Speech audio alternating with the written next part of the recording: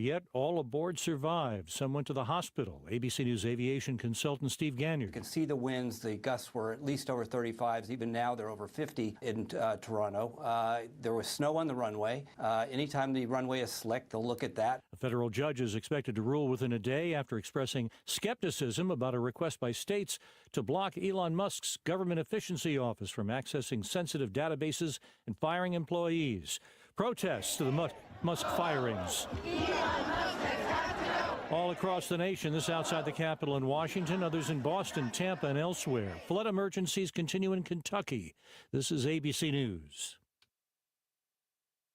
I'm Lisa Hale with WGBW News. Your news in depth. Find it in the news section at WGBW.FM. For 97.9 WGBW News, I'm Lisa Hale. The second week of sturgeon spearing season on the Lake Winnebago system closed Sunday, and the harvest of the prehistoric fish sits at about 640. The harvest for upriver lakes is at almost 80% of the harvest cap for male sturgeon, but the 90% harvest cap trigger on Lake Winnebago is in no danger of being met. The sturgeon spearing season ends Sunday, or when the harvest cap is met, whichever comes first. The man accused of a triple homicide in New Lisbon faces even more charges. 47-year-old Virgil Thu made his initial appearance in Juneau County Court last week. Thu, already charged with 3 counts of first-degree intentional homicide, now faces charges of hiding a corpse, possession of a firearm as a convicted felon, taking and driving a vehicle without consent, and misdemeanor charge of obstructing an officer. He's accused of killing 33-year-old Elizabeth Kolba and 2 girls, ages 12 and 13, at their New Lisbon home late last year. Gas prices are down in Wisconsin, but up nationally. Melissa Kay has the story. Average gas prices dropped 1.9 cents over the last week for an average of $2.90 per gallon today. This is 4.5 cents lower than a month ago and over 11 cents lower than this time last year. The national average is up 2.2 cents for an average of $3.11 today. This increase is mainly due to refinery maintenance and outages on the West Coast. Also, the transition to summer gasoline is underway, and prices will likely start rising in the weeks ahead. A potential peace deal between Russia and Ukraine could have significant implications for oil markets in the months ahead. Gas prices in Green Bay and Oshkosh are averaging $2.76 a gallon this week. In Appleton, the average is $2.79 a gallon. I'm Lisa Hale, 97.9 WGBW News. For news anytime, log on to WGBW.FM. The Badgers get national attention. Hi, I'm Mike Clemens with sports. Men's college basketball, the Wisconsin Badgers making national headlines after their upset win at Purdue 94-84. Are they poised for a higher seed in the tournament when the selection committee meets next month? Head coach Greg Gard. We got a lot of basketball left to play before that day comes, so that's great. That means we got the attention of people, right? We're obviously playing good basketball. We're a really good team, and I think we're getting better. And that's the exciting part, that they know there's a lot more left to come, and that starts with our next game. And the Badgers women's team with a win at Penn State yesterday, 75-68. They'll host Northwestern on Sunday afternoon. Baseball spring training underway. The Brewers' Christian Yelich asked how's he doing after that season-ending back surgery last summer. Yeah, I feel fine. I don't see any reason why I wouldn't be ready for opening day. That's the Brewers' Christian Yelich. With sports, I'm Mike Clemens. Your news, conversations, and a whole lot of fun. It's all on your local Civic Media radio station or the Civic Media app. I'm meteorologist Mace Michaels. Cold weather advisory in effect. Mostly clear and bitter cold tonight. A low of 10 to 15 below. Wind chills to 25 below. Sunny and staying cold for tomorrow. Highs 5 to 10 above. And partly sunny and mid-teens for highs Wednesday. Right now it's 3. Hey, it's Amanda, and we all know that Northeast Wisconsin has some of the best events around, but trying to find them all can be tricky. So here at WGBW, we decided to do the work for you. Prevent boredom on any night by going to WGBW.FM and click events in the top right corner. You'll never have to spend forever scrolling to find out what's going on in your area. And if you got an event to share, hit us up by emailing info@WGBW.FM. We can work together to have real news and great conversation while giving you the 411 on what's happening in New Wisco. Carmelo Anthony for the Bail Project. Bad news, you've been arrested. Good news, you're innocent until proven guilty. If you can pay your bail, good news, you go home to wait your trial. If you can't, sorry, you go to jail to wait. But sure, you still presumed innocent. But since you can't afford bail, you've lost your freedom. That's not right. And that's why the Bail Project helps those who can't afford it while fighting to end cash bail. Because freedom should be free. Brought to you by the Ad Council. Todd Albaugh. Hey, everybody, join us next time. Luke Mathers will be here for a little Tuesday Tangents with Luke, and we'll preview Governor Evers' budget address. Join us. The Todd Albaugh Show.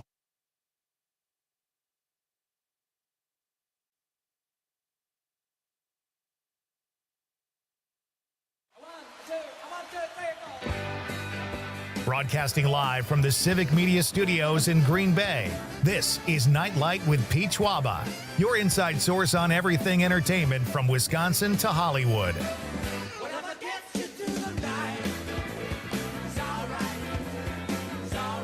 And now, a guy who believes in an eye for an eye, but only if they're lowercase, Pete Schwaba. Welcome to Night Light, ladies and gentlemen. How are we doing, Wisconsin? It is Monday night, middle of February. On paper, you could not ask for a more depressing night. A Monday, it's freezing, it's the middle of February. There is nothing going on except Night Light. Am I right or am I right, Conrad? You're right. I knew you'd say that. We got a great show planned for you guys. Hope you had a great day. And if you didn't, we hope we can turn it around for you. We're going to talk a little showbiz like we do, some current events, some fun stuff that's in the news when it comes to entertainment, all kinds of great stuff as we broadcast live from beautiful downtown Green Bay and extend our reach statewide. So wherever you're joining us from, welcome to Night Light. Riding shotgun as usual is Conrad, the voice you just heard. How you doing tonight, buddy? You know, it is a little depressing out there. It's very cold. Why do you say that? Just because of kind of what I just said, or are you particularly depressed tonight for some reason? No, I think it's all adding up. All that snow we got, it's like feels like negative degrees out. Just doesn't make you want to go outside. You know? It's brutal. And I'm looking at my car right now. There's like 3 feet, well, 2.5 feet of snow that you have to step through after you park. Like, I mean, I could walk around on the street. It's just, you're right. It's just a pain. And it reminds me when my kids were little and we moved to Wisconsin and they were trying to adjust to winter, I would make them really mad. And I would say, guys, it's kind of gloomy out. It's kind of cold. We got to bring our own sunshine to this day. They would both look at me like they hated my guts. They'd be like, Dad, never say that again. So I'm going to say that to you, Conrad, because I think you need a little bit of an attitude adjustment tonight. Yeah, I don't like that. Even though that phrase. Even though I agree with you, I'm still going to say you need an attitude adjustment. I left here Friday. We were supposed to have that snow, and my wife and I drove from here to Milwaukee. That was the plan. Not a bad drive. What is that, 100 miles, if that? Something like that, yeah. We pulled over and got a hotel room in Sheboygan. Yeah. You know how depressing that is? Sheboygan? What? Yeah. Well, not Sheboygan. We have 100 miles to go. We were going to be there before 10 o'clock. Yeah. We're going to spend the weekend there and hang out with my son. And, we ended up pulling over. Like, the roads were really bad. And if it was just me, I probably would have just kept going because I've driven through horrible weather before most of my adult life. But at some point, you start like I was fine. I wasn't going that fast. I was in no hurry. But it's these pinheads that go around you and spray snow in your car. Yep. And you feel like they're almost going to clip you. I'm like, this isn't worth it. I'm pulling over, and we got a hotel room. And then, it's like 10 o'clock at night. You can't find food. Your feet are soaking wet. You're in a hotel room. You're in Sheboygan. You're 50 miles from where you're supposed to be. It's like, how many hotel rooms can I buy that I'm not going to use? It's terrible. But it was fun. We went out to, got a little dinner in Milwaukee Saturday night. It was lovely. A nice little downtown, a place downtown called, what was it called? The Calderon Club? You ever been there? It sounds familiar. I didn't go there, though. It's right across from the Hyatt, kind of down by where all those... What is going on? Is the Bradley Center still used? It was demolished. Was it? Or no, sorry, it wasn't. Wait, no. Okay. I don't think it was. There's something called the Baird Center now. Maybe that's the old Bradley Center. I don't know. But you got Pfizer. You've got the Mecca, which is probably it's the Panther Arena now. No, it was demolished. Sorry, I remember. Was it taken down? Yeah, the one that you're seeing, I think, is the EW Panther Arena.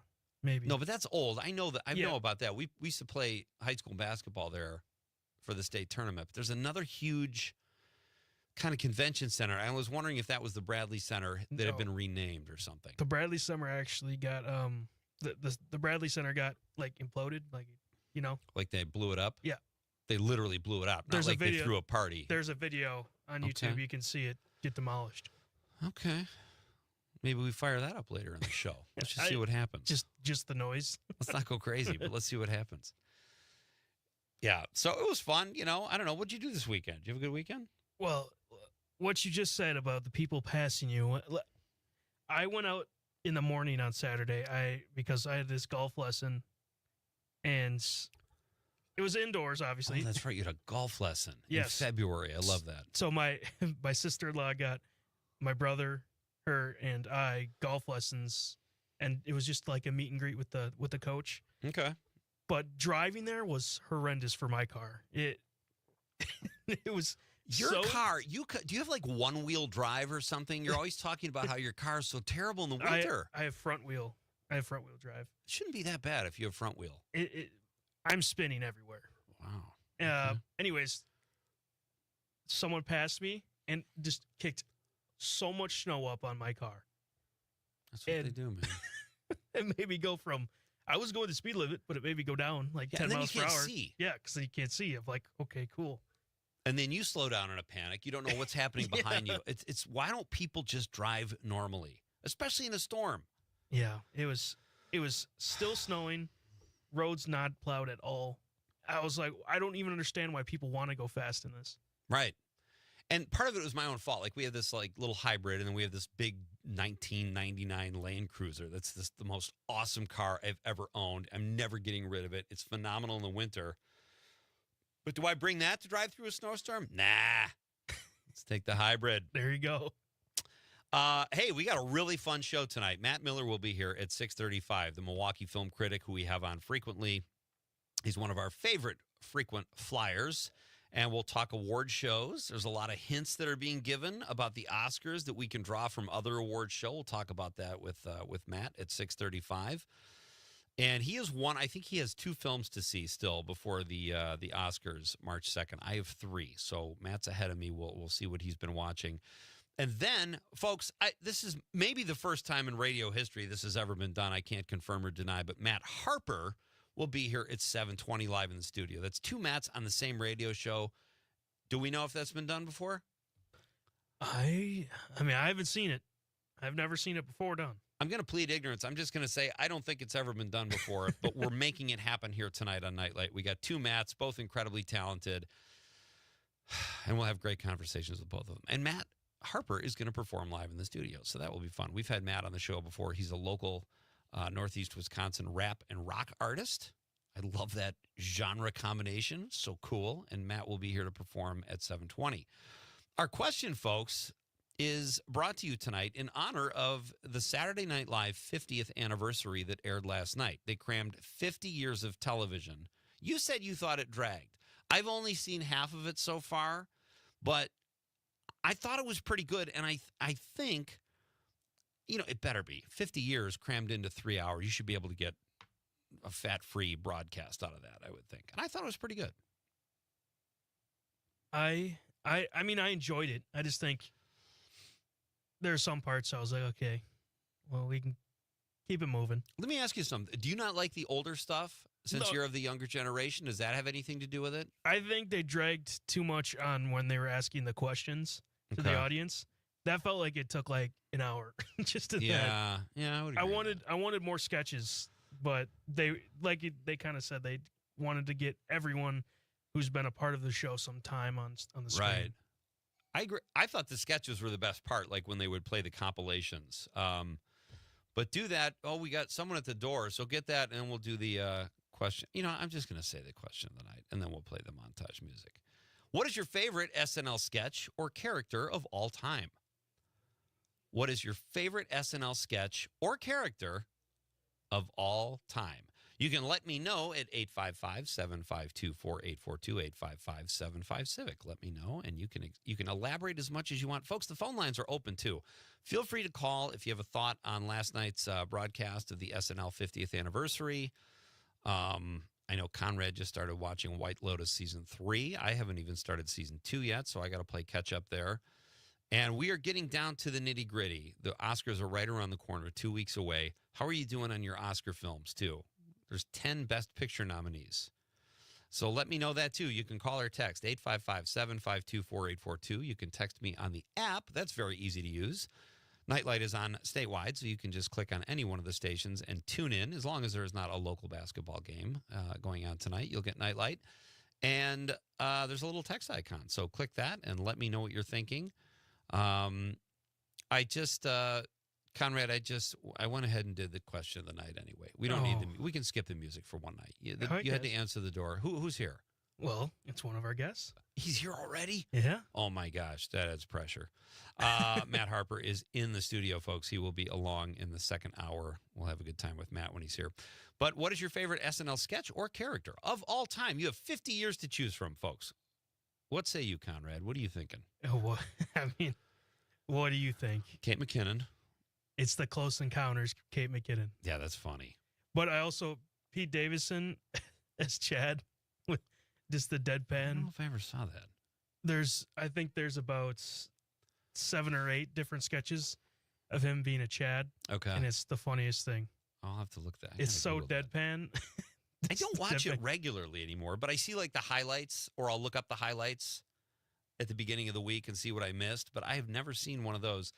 I think I want to say my favorite line the other night that I thought was so funny was when Kenan Thompson, who is the longest running cast member right now in the history of the show, and very funny. He was the host of Black Jeopardy. He said, "Welcome to Black Jeopardy, the only game show where all the contestants understood Kendrick Lamar's halftime performance." That's great. That was a great line. Kristen Wiig was funny. She had the tiny hands out again. She always cracks me up. Will Ferrell was great. Will Ferrell was great, yeah. That was the same skit, right? Yeah. Did you see the Debbie Downer? I have not seen Debbie Downer yet. I got about half of it to get through. It was so funny. I love it. Rachel It was Jimmy Fallon in it, and just the Debbie Downer, hilarious. What'd you think of the Andy Samberg thing where he was song? Yeah, it was fine, but does that make the best? I mean, the Lonely Island came from SNL, kind of. So I'm talking about when he's singing about they all have anxiety. But it was a cute song, but I was like, I could have done without that. But anyway, that's our question of the night, folks. Let us know what your favorite Saturday Night Live character or sketch is of all time. Lots of pressure. 855-752-4842, 855-75-CIVIC. We will read your texts and have a brief discussion of President's Day and our own little tribute. That's coming up next, and then Matt Miller at 6:35. It's Pete Schwaba and Nightlight on the Civic Media Radio Network.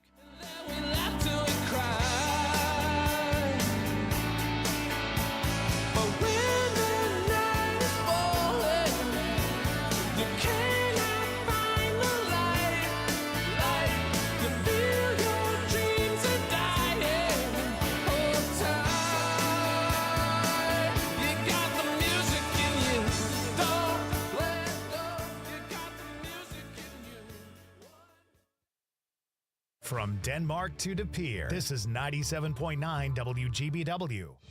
Hey, it's John Mino. And Jim Schmidt from Mino and the Mayor. Want to stay in the loop with all things Northeast Wisconsin? Sign up for the WGBW weekly newsletter. Get the latest local stories, updates on the weather, and a special feature from our Mino and the Mayor podcast. It's your one-stop shop for real news and great conversation in Northeast Wisconsin. Log on to WGBW.FM today and get signed up. Real news, great conversation. Sign up today at WGBW.FM/newsletter. You're listening to the American Democracy Minute, keeping your government buy-in for the people. In September 2024, Arizona Secretary of State Adrian Fontes announced an error in state voter rolls involving 97,000 voters, revolving around a state DMV data error. The number has risen to nearly 200,000, and an easy fix still hasn't been found. In 1996, Arizona began requiring proof of citizenship when obtaining a driver's license. Since 2005, election officials have asked registered voters with licenses issued before 1996 for proof of citizenship. But if a driver's license issued before 1996 needed to be replaced, it was accidentally given a new date of issue, and election officials never knew to ask for citizenship documents. Vote Beat Arizona and the Arizona Mirror report that the investigation is ongoing, but that the number affected has now ballooned to 200,000 voters. The Arizona Supreme Court allowed affected voters to vote in November's election, but now the legislature is considering an emergency measure, House Bill 2038, directing election officials to contact the voters and request citizenship documents. If not supplied within 35 days, the voter's status would change to not registered, though voters could reactivate their registration by providing documentation right up to Election Day. After the 2026 general election, those voters would be dropped. We have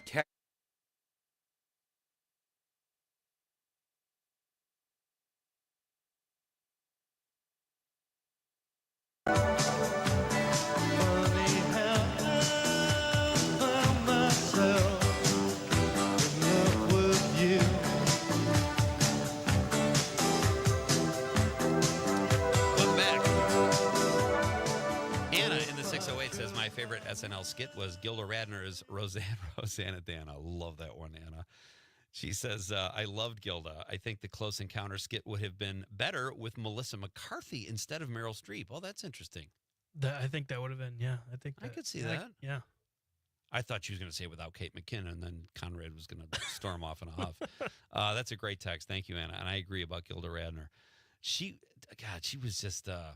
and I guess they honored her. I haven't seen that yet. I got to play catch up on that. But PJ checks in the stream and says, that's why it's called The Dead of Winter. Yeah, you got that right, buddy. He says, the Will Ferrell, Eddie Murphy prison sketch was hilarious. I laughed so hard, I think I pulled a muscle. That's a great laugh, man. You get that abdominal laugh going, and it feels like you broke a rib. Was that on last night, or was that going back years? No, that was the Scared Straight one from last night. Okay. And it started out with Eddie Murphy and Kenan Thompson. And then Will Ferrell came in later. Okay. It was hilarious. All right, I got to check that out. Like I said, I'm only like halfway through. I did see the Nothing Compares to You. I think that's when I stopped watching. I had to turn it off because I was running out of time. But I will check out the rest of that. Craig Knitt checks in the stream and says, Pete, Chris Farley's motivational speaker will always hold a special spot in my heart. No matter how much I or my buddies do that impersonation, the original will always be dear to me. Yeah, that was written by Bob Odenkirk, too. That the, what's his name? Matt Foley, right? Lives in a van down by the river. Beautiful. That's a great example of a brilliant writer like Bob Odenkirk with an amazing performer like Chris Farley. And they might have collaborated on it. I don't know. But I love the story that Bob Odenkirk was working at Ed DeBevick's in Chicago, still doing Second City classes. And he wrote that and sent it in. And he's waiting tables at Ed DeBevick's and looks up on TV and sees Chris Farley doing Matt Foley. Such a great story. Craig says, also, Kristen Wiig was my favorite last night as well. Yeah, she is hilarious. We have a call. Let's jump on the phone lines and get this party started. Who are we talking to here? This is Whistler from Richland Center. Whistler, how's it going? Hey, it's going great, man. I'll tell you what, it's been a bright, sunny day here in southwest Wisconsin. Wow. And last night's show, I think, in my own personal view, the old skit with John Belushi playing the samurai coffee shop owner or whatever, anything with John Belushi in them. I'm but totally the with whole, you. The whole show was awesome. Yeah. No, it was. I have to see there are times, Whistler, where I will just Google or go to YouTube and pull up Belushi's old Saturday Night Live sketches. I think my favorite is Little Chocolate Donuts. Yeah. But I love it all. Yeah. When he's doing cheeseburger, chip, chip, chip, and the bees, all great stuff. That's great. Another one that I actually missed was George Carlin. Oh, did they do something with Carlin last night? They had a little bit of a playback, and I only saw it on advertisements. Okay. For the show. But, yeah, George Carlin was always good. He's great. I'm excited to finish the show. Dan Aykroyd, John Belushi, Dad, Bill Murray, Gilda Radner, Jane Curtin. Jane Curtin, yeah. What a cast. You like the all original cast. Yeah, the original Not Ready for Primetime Players. Great stuff. Have you seen the movie yet, Whistler? Excuse me? Have you seen the movie Saturday Night yet? No.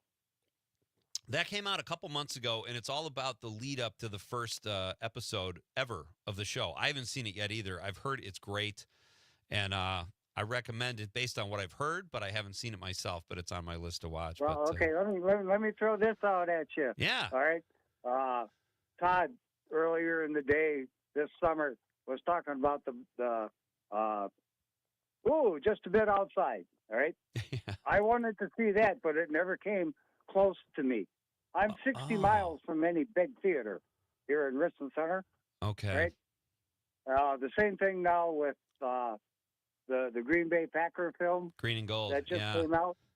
I bet the farm on the Packers. Right. You know, but hey, I love listening to you in the evenings.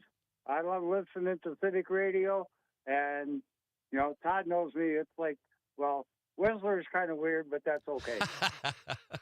That makes for it's more fun when people are weird than when they're just sort of more vanilla. So I celebrate your weirdness, and even though I didn't necessarily see it. Thanks so much for the call, Whistler. Keep listening, and thanks so much. Hey, you betcha, man. Have a good evening. Okay, buddy. You too. Bye. He's talking about Todd Michaels, right? Todd Alba. Oh, Todd Alba. Oh, Yeah. Interesting. I'll have to we'll do a background check on Whistler with Todd Alba. Sounds like it might be warranted. He's a self-proclaimed weirdo. I love that even more. I love people that are weird. It's like the old Kerouac saying, the only ones for me are the mad ones. The people who are mad to live, mad to talk, mad to be saved. Those are the fun people. But I like it even more when someone says that about themselves. How do you rate yourself, Conrad? Do you think you're weird? Do you think you're a pretty normal dude?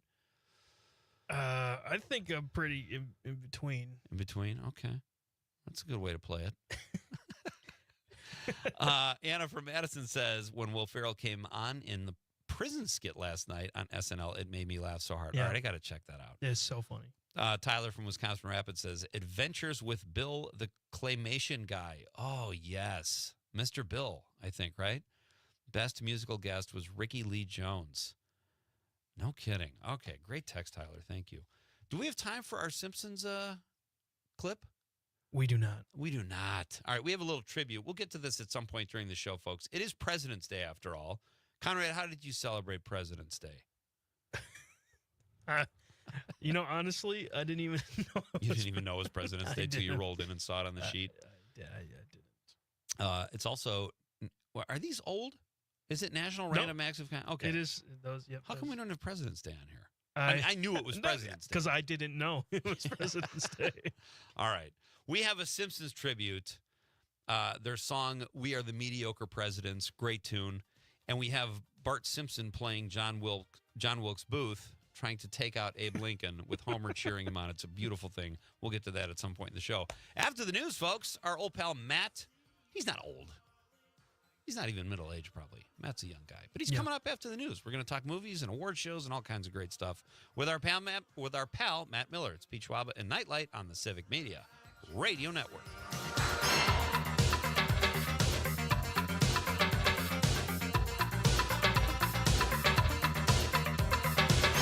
I feel fine and I feel good.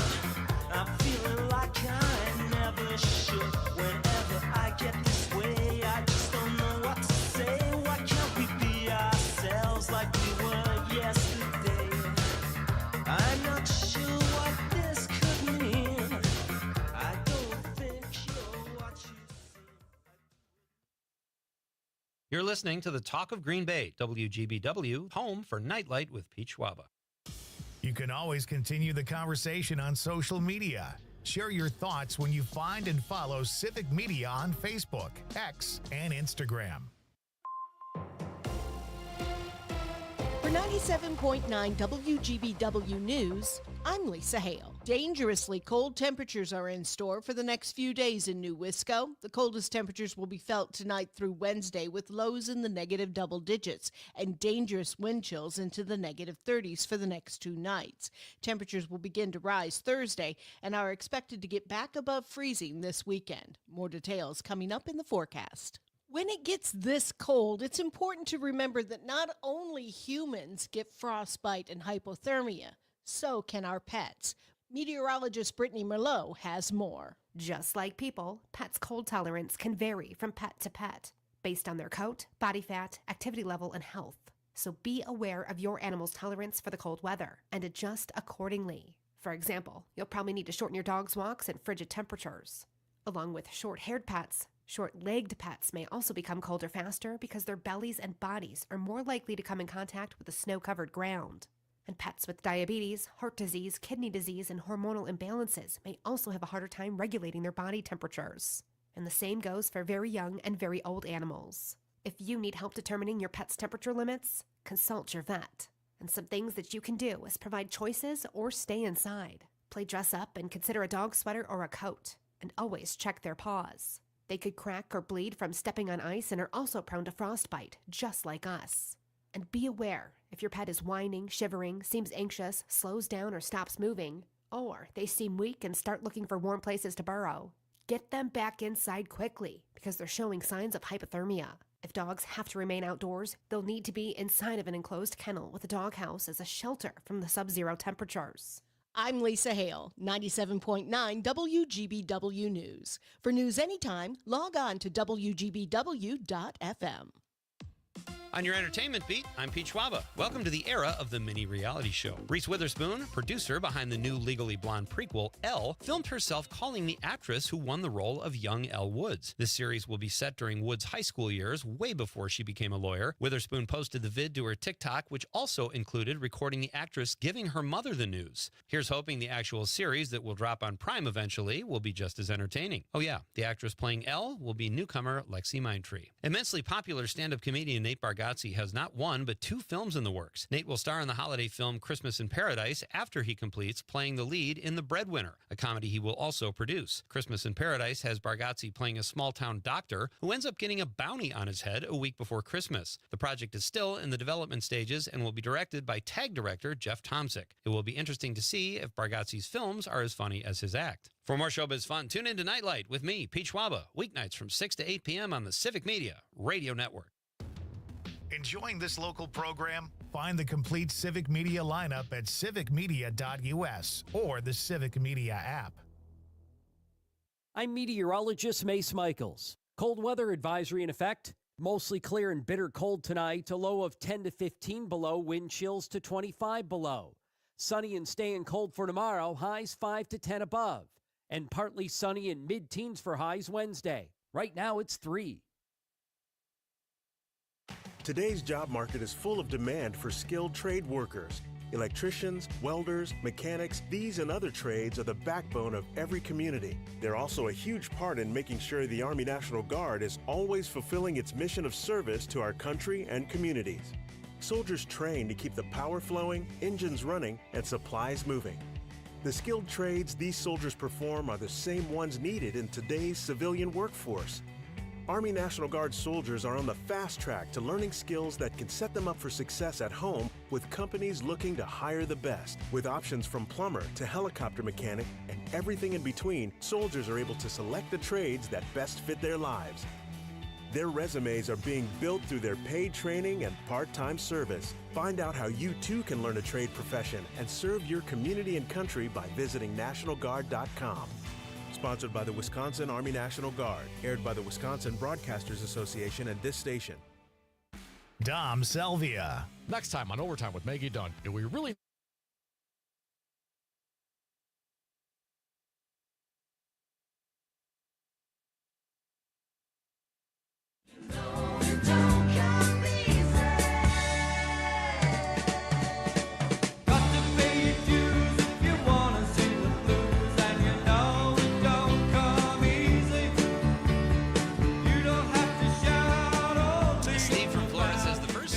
SNL will always be my favorite.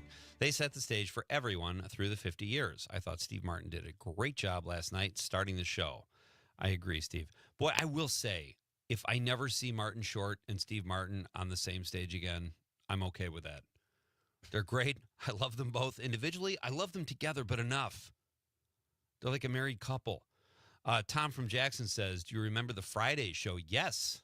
That was sort of an answer to Saturday Night Live. And I was thinking maybe it was ABC, but Michael Richards, Kramer from Seinfeld, was an original cast member on Fridays. In fact, there was a video that just surfaced recently of he and Andy Kaufman getting into it during a live broadcast of Fridays, which was great and upsetting at the same time, but they worked through it. I do remember that, Tom. I don't think it lasted very long, if I remember correctly. Keep those questions coming. What is your favorite Saturday Night Live character or sketch from all time? You can pick from 50 years, folks. Let us know at 855-752-4842, 855-75-CIVIC, or text us on the app or the stream, however you're listening. It's great to hear from you. Right now, it is my pleasure to welcome to the show one of our favorite frequent flyers who does great work as a film critic based in Milwaukee. You've heard him before. You've read his stuff. Matt Miller joins us now on Night Light. Hey, Matt, how you doing, buddy? Hey, I'm doing well. Staying warm. I was in your fair city this last weekend. It was lovely. Oh, wonderful! I'm glad you enjoyed your time here. What brought you to Milwaukee? Well, my son lives there currently, and we hung out with him all weekend and just sort of wanted to get out of, our town is pretty small. And my goal was to go to Milwaukee and see 3 movies, and then I'd be done with the Best Picture nominee films. And, of course, I didn't go to any movies, and we just hung out and shot the breeze and all that kind of stuff. But that was How fun, too. dare you? How dare you not see movies and spend time with your family instead? What kind of a monster are you? That's the problem. Like, you don't talk. So I drive to Milwaukee and watch 9 hours of movie. Actually, 14 hours of movies because I haven't seen The Brutalist yet. And, but it was all right. It was still a fun time. Milwaukee's a great town. So how you doing, Matt? I'm doing very well. We're ramping up Oscar season. We're 2 weeks away still, which is probably too long. I still think the Oscars need to move themselves comfortably into late February rather than drag things out to March. But obviously with the fires and stuff this year, it's maybe not the worst thing that they gave some time between everything. So, but yeah, I'm ready for Oscar season to come to a close. Yeah, no, I'm with you. And although I still have three films to see, we'll talk about that. I think you have a couple to see as well. We can get into that. But did I understand this properly on our text exchange earlier? You were not boycotting Saturday Night Live, but you seem like you were very indifferent, Matt. I am indifferent to the SNL 50 thing. I feel like they just celebrated themselves 10 years ago, and I know literally they did. But I don't know. I've kind of reached a point of I don't need, everyone to congratulate SNL on being moderately funny. I watched the Saturday Night movie, and that was the same case where it was like this whole thing of like, we're about to revolutionize comedy. Oh my gosh, can you believe the stakes of this moment? And for a Bumblebee skit, I don't know. I'm done with SNL, and I'm definitely done with SNL congratulating itself on being the most important TV show of all time. Well, it's interesting you say that because you're right. They just did them. I still haven't seen the movie Saturday Night. You don't have to. I've heard from some people it's good, and I've heard other people who I'm going to see it because I'm curious. Did you see Studio 60 on the Sunset Strip?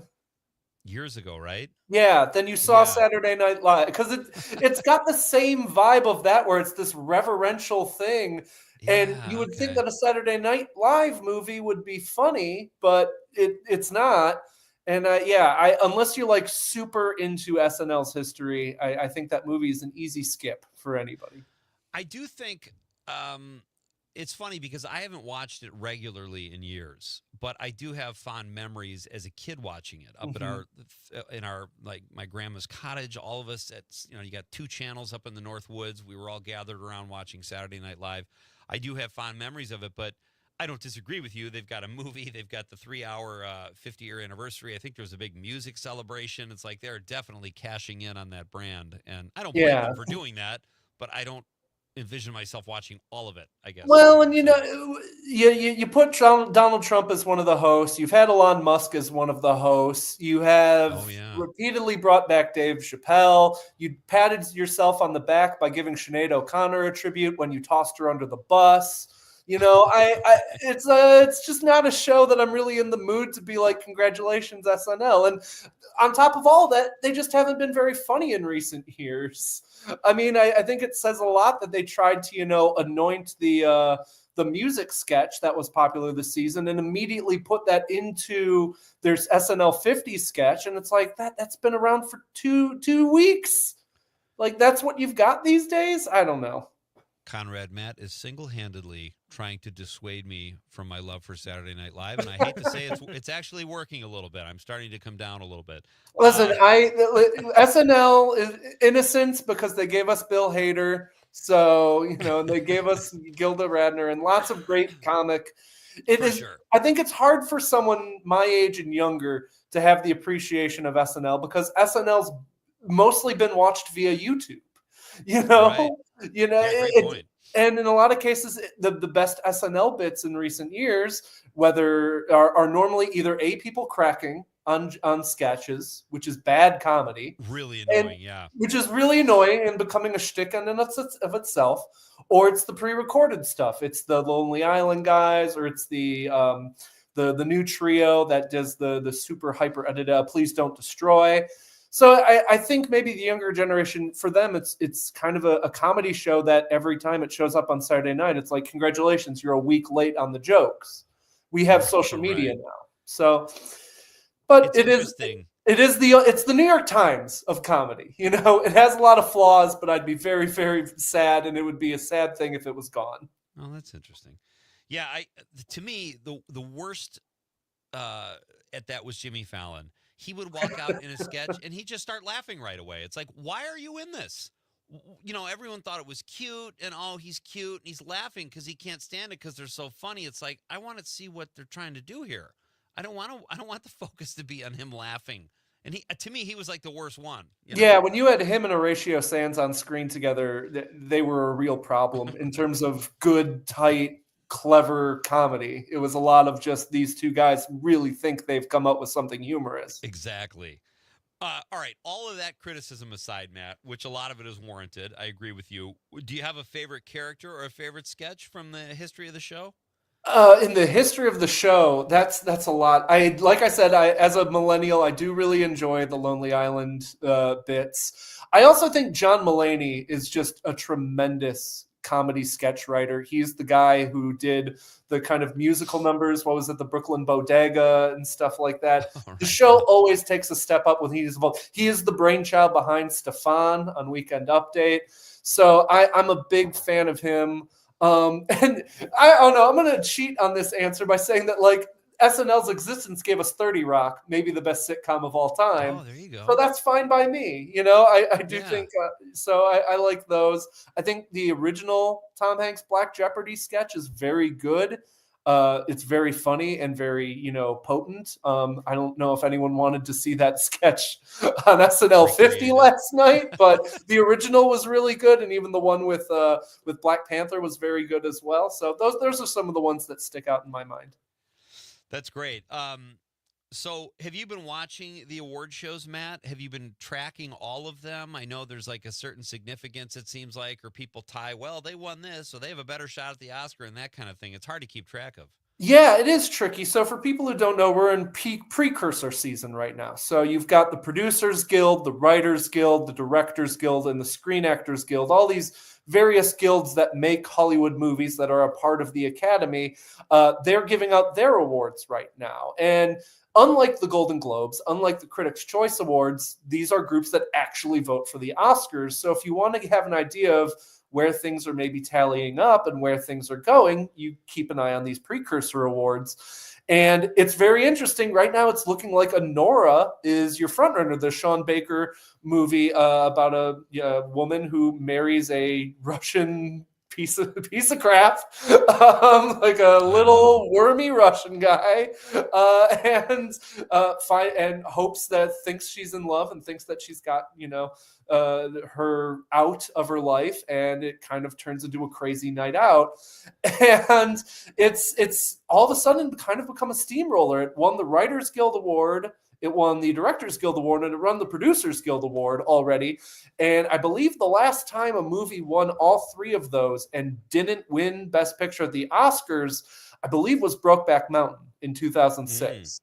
And that was a huge upset. That was a massive surprise. And obviously there were a lot of other things going on in 2006. We were not as LGBTQ, sensitive, and people were trying to find reasons to not vote for Brokeback Mountain back then. So Crash came from behind and won that Best Picture race in a kind of surprise. We still have the SAG Awards coming up this weekend, and that'll be interesting. Anora is up for Best Picture there. If it wins there, I think we are free and clear to say Anora is your front runner to win Best Picture. Wow. But A Complete Unknown could win.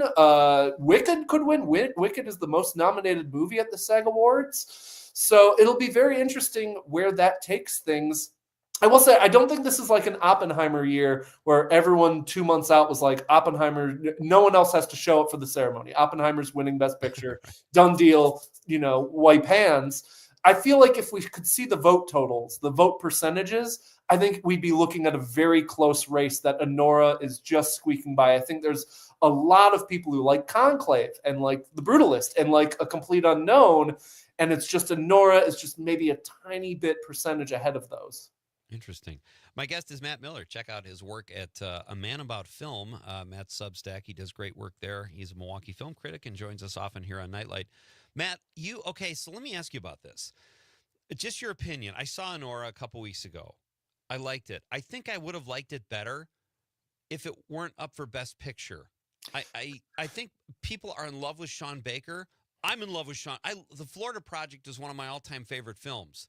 Red Rocket, underrated.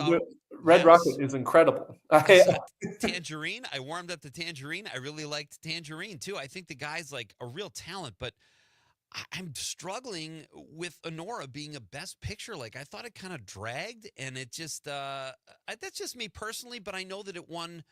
I know that Conclave won the BAFTAs, and supposedly there's a lot of crossover with voters, so now that's getting some Oscar momentum. But is Anora worthy of all these awards in your opinion? And I'm just asking that because I need you to set me straight. Yeah, I mean, is it worthy of winning an award that Green Book won? I mean, that's the question we're asking here. Will it join the company of Crash and Driving Miss Daisy? But no, I think I'm very similar to you. I like Anora quite a bit. I think it's a good movie. It would be one of those situations where winning Best Picture would be the worst thing to happen to it, because people would watch that movie and be like, this was the Best Picture of that year? Right. Huh. Okay. It's kind of like, the best thing that happened to La La Land was not winning Best Picture, because that movie is so nice and so light and fluffy that the mantle of the best movie of a year crushes it. I think Anora's good. I agree, for a movie that's kind of going for kind of a after hours screwball one crazy night energy. I think it drags in places. I also think Anora gets lost in that movie at a lot of points. I think the perspective of the movie disappears from her perspective to other characters' perspectives. And I think the ending would hit more if we knew more of what was going on in Anora's head in that movie. She still kind of remains at a distance for a lot of it. I do think the movie's a good time. I think the movie is good. I don't think it would not be my vote for Best Picture, and it would be a strange Best Picture win, like a movie that small, that prickly, that kind of shapeless. That these are not the kind of things that the Oscars go for.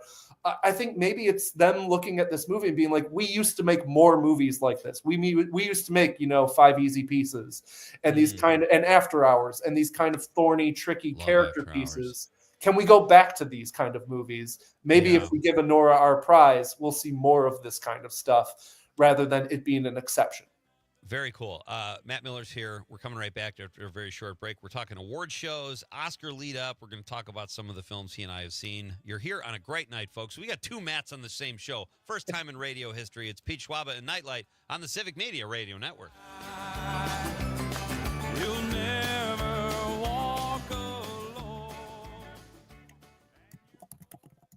From Ashwaubenon to Alloway, this is 97.9 WGBW. Are record energy costs putting a squeeze on your fixed or limited incomes? With limited incomes not keeping up with the lingering effects of inflation, you might be one of tens of thousands of Wisconsin residents who are struggling to survive in the blistering heat of summer or the bitter cold of winter.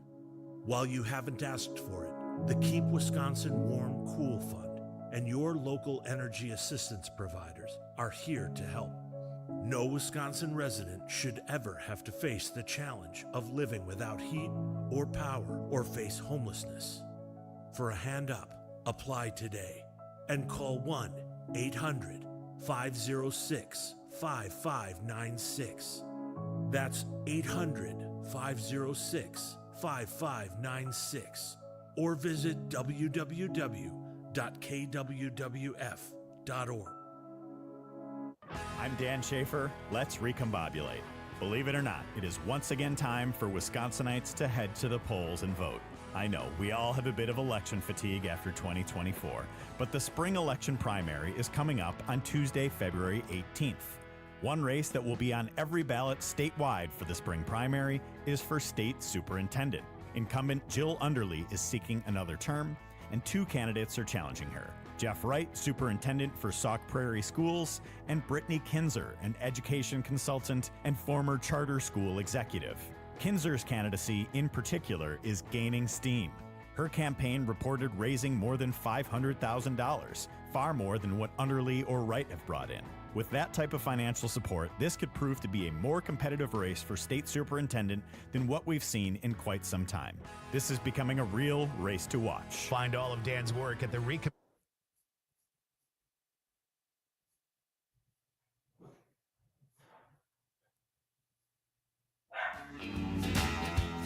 Get up home. I wanna drive them home. When you're feeling blue.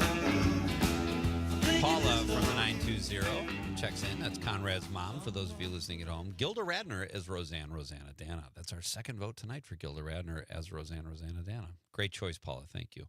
AJ from the 608 says, hey, Pete, I will always have a soft spot in my heart for any Chris Farley sketch, but I also laugh every time at Dan Aykroyd and the colon blow skit. Some of these I forgot about. I forgot about the colon blow thing. And anything by Phil Hartman I love, too. That's a great text, though. Thank you, AJ, and thank you, Paula. Matt Miller is here with us. He is a Milwaukee film critic. Check out his work at A Man About Film, his Substack. You just Google Matt Miller and A Man About Film, and all Matt's work will come up.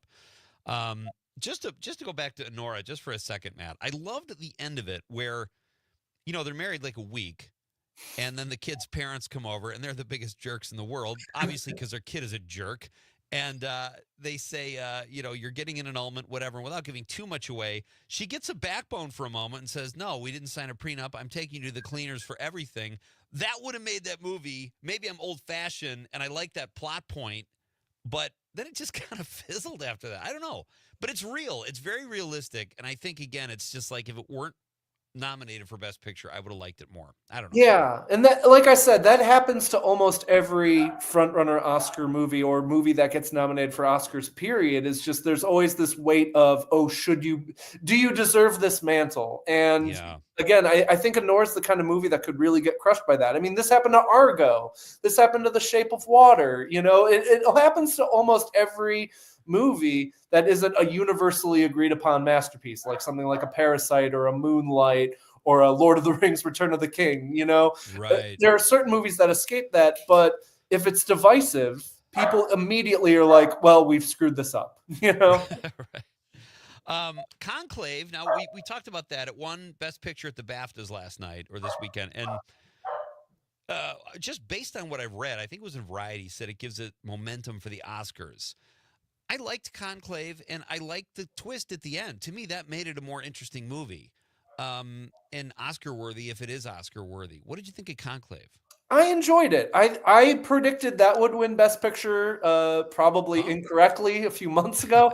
It seems like the kind of movie in a year where there's not a lot of consensus on a movie that, that feels very comfortably Oscars. It feels like an Argo pick where it's just a really well-made, well-crafted drama for adults with brains. And and that is something to be celebrated.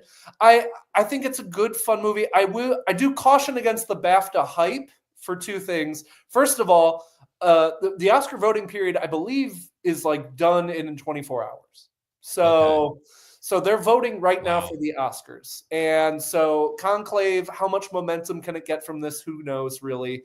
And second of all, the BAFTAs, the British Oscars, for people who don't know, they don't line up very often with the Oscars. I think when I looked up the numbers, I think the BAFTAs and the Oscars have only overlapped twice for Best Picture in the past 10 years. They tend to have, kind of more British taste. They went with 1917 over Parasite. They tend to be a little bit more, British in terms of their tastes and things, a little bit more traditional in terms of what they give Best Picture to. And so I caution, I still think Anora is your front runner. I think Conclave is in the conversation, and I'm still waiting for, I think A Complete Unknown could do something here. Like, I wouldn't be surprised if that snuck in for a win at SAG Awards. I think people really respect and like that movie. It's a movie about artists, which Hollywood famously, the Academy loves. Right. And, even people who went into that movie being like, is this just going to be Walk the Line 2.0? Came out of it being like, that's a well-made, well-acted, interesting movie. So I'm waiting for that to equal an Oscar win or at some point here. I kept thinking that Edward Norton was maybe going to creep past Kieran Culkin for Best Supporting Actor. That doesn't seem to have, that heat isn't generating anywhere. So maybe I'm just, putting these things out into the universe, and the universe is not sending them back to me. I'm not manifesting right now. I agree with you. Like, The Complete Unknown isn't Oppenheimer, but it really, the more I think about it and the more of these films I see, I could see it winning. I feel like there's no weak link in it. It's got great acting, great music. It's a great story about a small piece of his, career. I just really enjoyed it. I want to ask you, before we get to the new open, I know you saw the new Captain America movie, but man, Matt, The Substance. I saw that, and I'm still trying to forget it. What's your take on The Substance? I really like that movie. But the minute I saw that movie, I was like, there's no way this is in the Oscar conversation. And here we are somehow. Wow. Like, that is a midnight movie. That is a movie to be watched at midnight with a bunch of weirdo gorehounds and people who want a crazy, weird time at the movies. And I think it's great that the Oscars are recognizing The Substance, that they're recognizing the craft of the movie, and that they're recognizing Demi Moore in the Best Actress category. Because the more the Oscars bring other genres into the fold, the better. The more that horror movies aren't immediately disregarded because they are not a Oscar genre would be great.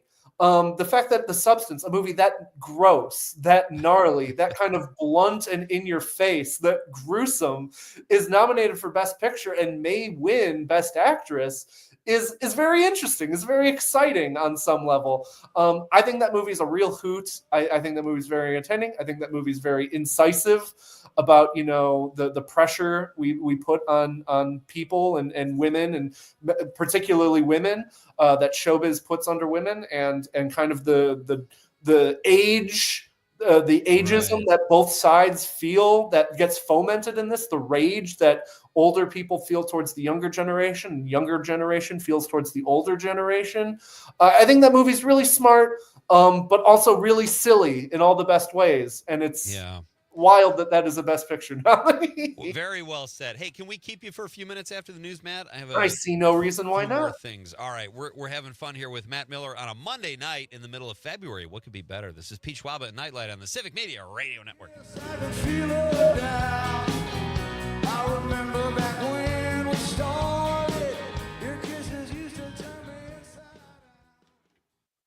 You're listening to the Talk of Green Bay, WGBW, home of Mino and the Mayor. Jane Matnair and Greg Bach. Coming up on the show, many Democrats wondering what are our elected officials doing to push back. Representative Mark Pocan joins us. We'll ask. Don't miss it. Matnair on air. Weekday mornings at 10. The Maggie Dawn Show. Marquette University professor and pollster extraordinaire Charles Franklin. Deporting immigrants who are in the U.S. illegally. 60% support that, but when we ask the same question and just add at the end, including those with jobs and no criminal record, then support drops to just 43%. Wisconsinites have a sense of fairness. The Maggie Dawn Show. Weekdays from 2 till 4 on your local Civic Media radio station and on the Civic Media app. This is your local Civic Media radio station. Want to hear even more? Anytime? Find all of it at civicmedia.us. This is 97.9 WGBW Denmark, Green Bay's real news and great conversation, a Civic Media radio station. ABC News, I'm Dave Packer. All 80 people who are on board a Delta regional jet are alive after the flight from Minneapolis crashed during landing at Toronto's International Airport, coming to rest upside down on snow-covered ground. The airport's president and CEO, Deborah Flint, this evening. First and foremost, there was no loss of life. And this is in due part to our heroic and trained professionals, our first responders at the airport. Flint says 17 passengers taken to hospitals, none with critical injuries. Amid protests about job slashing, Elon Musk's Department of Government Efficiency posting on its website that its total estimated savings are $55 billion so far. Top Russian and American officials, including Secretary of State Marco Rubio, set to hold talks in Saudi Arabia tomorrow on negotiating an end to the war in Ukraine. Ukraine's demanding a seat at that table. Kentucky Governor Andy Beshear saying the death toll has risen to 12 after flooding from torrential rains in his state. This is ABC News. Hey, it's Amanda with another new Wisco 411, and the diverse and resilient Appleton Room to Be Safe is hosting a monthly drop-in night for LGBTQ plus adults, which will have social connection, fun, and resource sharing, and best of all, support. These meetings are available once a month from now through April. They are completely free and unstructured, so you can come when you want and leave when you want. If you're interested, go to WGBW.FM and click events to learn more. For 97.9 WGBW News, I'm Lisa Hale. Wisconsin Senator Tammy Baldwin has introduced legislation to cap the cost of prescription drugs for millions. According to a press release, the Capping Prescription Costs Act would place a limit on out-of-pocket costs for prescription drugs of $2,000 per year for individuals and $4,000 for families with private insurance. A similar measure was passed through the Inflation Reduction Act for senior citizens. Senator Baldwin says studies have shown that 31% of people who need medication weren't taking it because of the cost. A new plan from Governor Tony Evers for sweeping changes to the state's correctional system would result in the closure of Green Bay Correctional Institution. Area leaders have been calling for a new prison in the area for more than a decade. However, the Evers plan would not replace the aging facility, but close it completely. State Senator Jamie Walls said the governor's proposal will save taxpayer dollars and improve public safety. Wall also said that he will work with the village of Alloway to redevelop the prison site to provide new housing that our community needs. The governor's plan would cost about $500 million and would have to be approved by the Republican-controlled legislature. The Wisconsin Department of Public Instruction says 93 school referendum questions will be appearing on ballots this spring. 5 in the February 18th primary ballot and the remaining 88 on the April 1st spring election ballot. All of the referendums being sought in northeast Wisconsin, including the $197.8 million referendum in Oshkosh and a $9.925 million referendum in Lapeer, not... The Badgers face the Fighting Illini. Hi, I'm Mike Clemens with sports. Men's college basketball. The Wisconsin Badgers host Illinois tomorrow night at the Kohl Center. Game time 7:30. Wisconsin coming off that big win at number 7th ranked Purdue, 94-84 over the weekend. Marquette will be at home tomorrow night when they host Seton Hall. NBA, the Bucks return to action Thursday night when they take on the Clippers in Milwaukee. The Badgers men's hockey team in a slump. They lost to number 8th ranked Ohio State in Columbus 4-2. Wisconsin has now lost 6 in a row. Associate head coach Todd Connaught asked why the team hasn't been able to score more than 2 goals a game so far this month. I wish I had a better answer for you on that one. I don't. And disappointing, especially with us getting good crowds showing up right now. I know our guys are extremely disappointed in the results over the weekend, but when you talk about Ohio State, Penn State, and they had some snarl to them, so give them credit. I thought they played very well. That's Badgers hockey coach Todd Connaught with sports. I'm Mike Clemens. I'm Lisa Hale with WGBW News. Your news roundup in quick podcast form. You can find it anywhere at the WGBW website, WGBW.fm. I'm meteorologist Mace Michaels. Cold weather advisory in effect. Mostly clear and bitter cold tonight. A low of 10 to 15 below. Wind chills to 25 below. Sunny and staying cold for tomorrow. Highs 5 to 10 above. And partly sunny and mid-teens for highs Wednesday. Right now it's 1.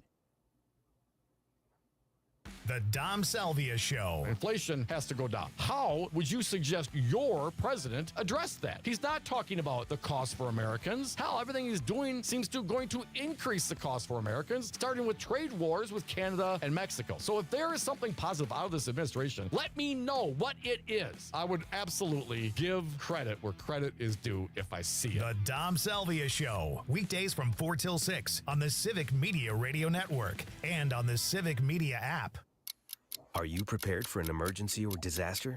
Because it's not a matter of if, but when. Don't find yourself saying, when the storm rolls in, my time to find a pet-friendly evacuation center will have run out. The scorching heat wave will leave me powerless to cool my insulin. I'll face a hurricane without meds. Now that's a tough pill to swallow. let's prepare so we all have a better story to tell. Get started at ready.gov/older adults. Brought to you by FEMA and the Ad Council. Todd Albaugh. Hey, everybody, join us next time. Luke Mathers will be here for a little Tuesday Tangents with Luke, and we'll preview Governor Evers' budget address. Join us.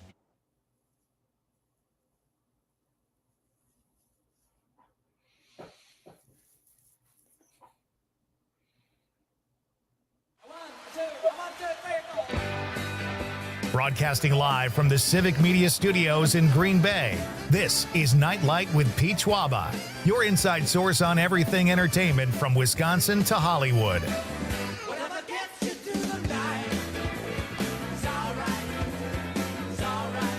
And now, a guy who likes to talk trash, but only when he's at the dump, Pete Schwaba. Well, welcome back. PJ on the screen says, of course, all-time favorite is Madison's own, the late Chris Farley. Adam Sandler played a song with homage to Chris and says Chris Farley was living in a van down by the river sketches is one of the best of all time. I think we've heard that from a few people. That's your favorite, right, Conrad? Favorite sketch of all time? Yeah, that's what I thought you said. Nah, I'd say the first Close Encounters was my favorite. Who just? Oh, I'm totally confused. A couple of people have said the van by the river. I can't keep track of my SNL genres, eras, whatever. Matt Harper is coming up at 7:20, folks. He is in the studio. Northeast Wisconsin rap rocker Matt Harper. It's going to be fun. He's going to blow the roof off the dump.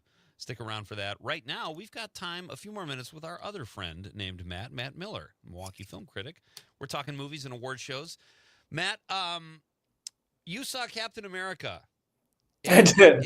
It got pretty mediocre reviews, but the numbers were crazy. And again, I read today in one of the trade papers, it said for February, that's a crushing opening of $100 million. Yeah, well, not yet. The $100 million is what they're expected to get the 4-day President's Day weekend. Right now, it's at about $88 million. Which, listen, I am not in a place to sniff at $88 million. Some good walking around money, yeah. Yeah, but if you're Marvel, and you've put approximately $300 million into this movie, you need this movie to keep having legs. You need this movie to keep performing. And the word of mouth is bad. The reviews are bad. It's, I believe, the third worst rated Marvel MCU movie of this 35-year run. It has the lowest cinema score at a B-. And if we just want to toss all those things aside, it kind of stinks. It's a poorly made movie. And I think even those of us who've had issues with the Marvel machine over the past several years and what it's done to Hollywood thinking in terms of, what kind of genres deserve to be in theaters and, what genres deserve attention, you always knew when you went to a Marvel movie that the quality was going to be good. Iron Man is a good movie. Thor Ragnarok, good movie. The Black Panther, good movie. And you don't really get that promise now when you go to see a Marvel movie. I thought Captain America was really shoddily made. It's clunky and clumsy, and you can see the seams in terms of, the storytelling that's going on. And I can't imagine anyone going into this Captain America movie being like, I cannot wait to find out more about the characters from 2008's The Incredible Hulk. I gotta find out more about what happened in that movie from 17 years ago that I forgot was even a part of this franchise. But that's the kind of Marvel brain thinking that they have, where it's like, well, we got to tie up the loose ends with Thunderbolt Ross. And no, you don't. Tell a good Captain America story. Yeah. And they don't, unfortunately. Interesting. Okay. Another film you saw, I haven't seen yet. It sounded really interesting, was The Companion with Jack Quaid. And I think that's a Jack Quaid movie, right? It's like a kind of funky horror story, love story. It sounded really interesting. I haven't seen it yet. You a fan? Yeah, I really enjoyed that one. I don't want to say too much about the premise of the movie because it is one of those movies that the less you know kind of going in, the better. But it is a movie about a relationship between a man and a woman. Sophie Thatcher from Yellow Jackets and the Heretic, the Hugh Grant horror movie from last year. She stars in that as well. I had a really good time with it. I don't know how many theaters that's in anymore, but I highly recommend checking that one out. I think that one's a really fun time, especially, like I said, if you don't really know where it's going. I would also, if you're a horror movie fan, Hard Eyes was kind of the crazy story of this past weekend, because here's a crazy thing. It was Valentine's Day weekend, and Hollywood did not put a rom-com in theaters. Oh, yeah, you're right. It's very weird. Valentine's Day weekend, and Hollywood was like, should we release a rom-com in theaters? No, never mind. And the closest thing to a rom-com in theaters was this horror movie called Hard Eyes, about a couple, a man and a woman who kind of meet cute as, marketing experts. And while they're kind of out and about on Valentine's Day weekend, they get stalked by a serial killer who kills couples. And they're trying to tell the serial killer they're not a couple. And the serial killer's like, too bad. You seem like a couple to me. I'm going to have to kill you. And it's a very fun kind of mashup of rom-com and gory, bloody slasher movie. And it did really well this past weekend. It did something crazy, which horror movies normally drop like a rock after their opening weekend. The buzz wears off, the young audience sees it right away, then clears out. This movie made more money its second weekend than its first weekend, which really cool. Love to see it. Very fun, charming, interesting blend of genres. But Hollywood, release rom-coms in theaters again, please. Yeah, this got 80% on Rotten Tomato. Okay, I didn't read much about this, Matt, but I love that. That's a great. And was that a wide release, Hard Eyes? Yeah, and it came out last weekend technically, and it's a really fun time. If you like slasher movies, if you like rom-coms, this is kind of the weird, bloody hybrid of the two. I think the lead two cast members are very charming. They have chemistry together. I had a really good time with it. I'm glad it's finding an audience. How much of that audience was just desperate for anything resembling romance over Valentine's Day weekend? Who's to know? But I'm glad that they had at least something decent to go see. All right, last one, Matt. You saw Wolfman, age-old story, classic character. Reviews okay, not awful, but what did you think of Wolfman? I still haven't seen it. Yeah, I believe this one's available on Peacock now, too. It popped over to streaming pretty fast. I was really looking forward to this movie. The director is fabulous. His name is escaping me.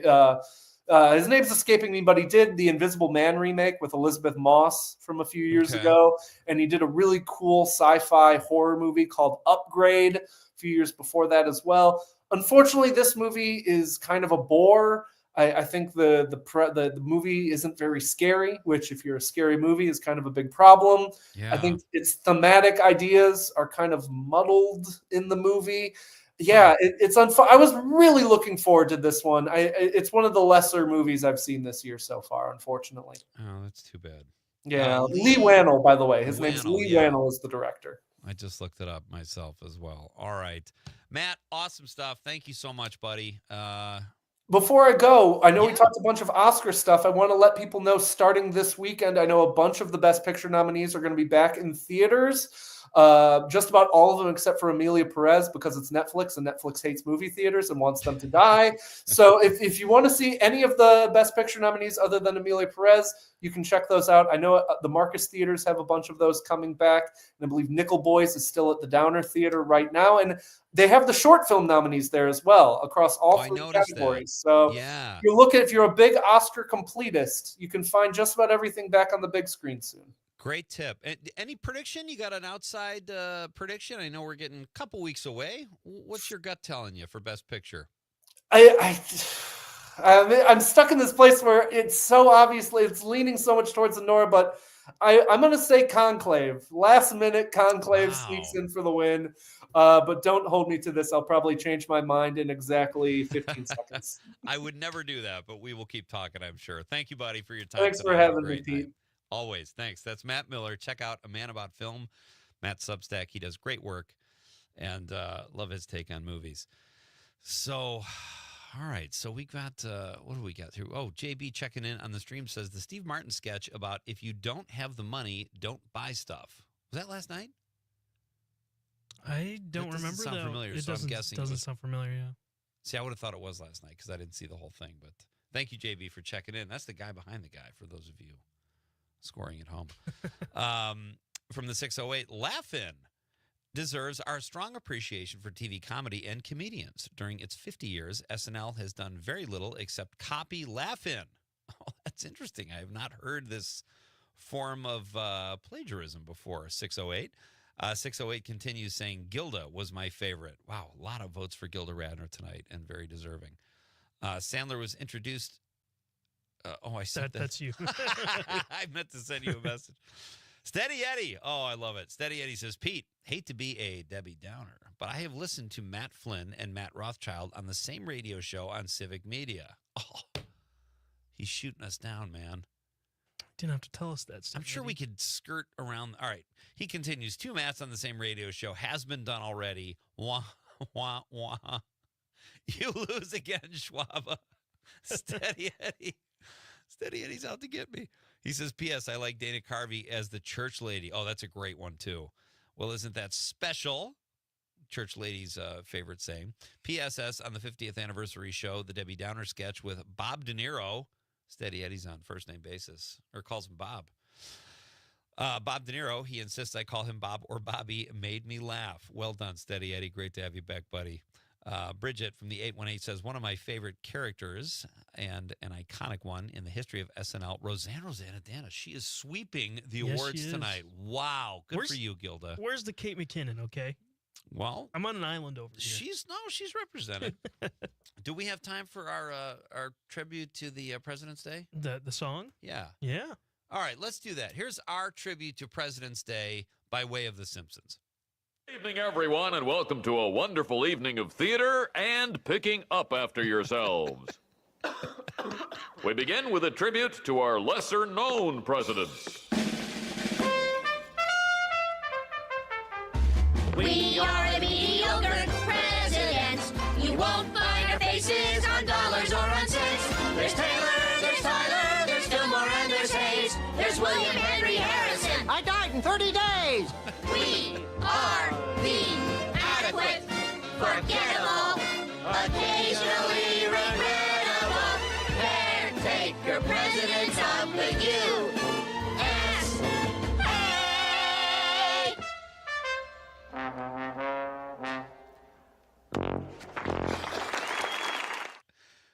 I love that so much. Can we play? Do we have time to play the?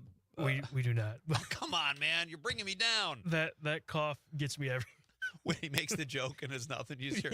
The Simpsons, that is their go-to thing. Like they will say a joke at a school function or whatever, and all you hear in the background is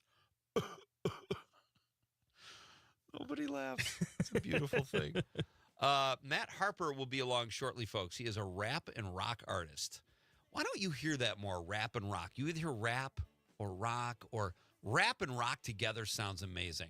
Yeah. Am I just out of the loop? Maybe people say that all the time. I don't know. I don't hear it too much. Too often. Matt is going to come in here and blow the roof off the dump. That's a figure of speech. It's actually a very nice facility. We're coming right back on Nightlight with Pete Schwaba. Great to have you with us on this Monday night on the Civic Media Radio Network.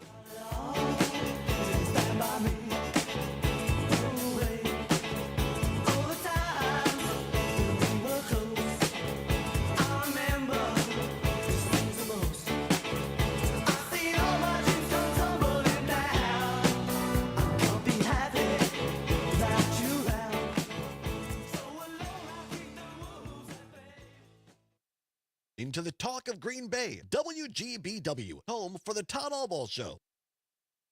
Mino and the Mayor. You know, you're sore when you start working out after you haven't been working. Okay, so no big deal. Did you stretch before you worked out? Yeah, big time. You did not. Yeah, see, that's okay. You stretch before and after. And really, your stretch before and after should equal the time you work out. Okay, hey, Dad.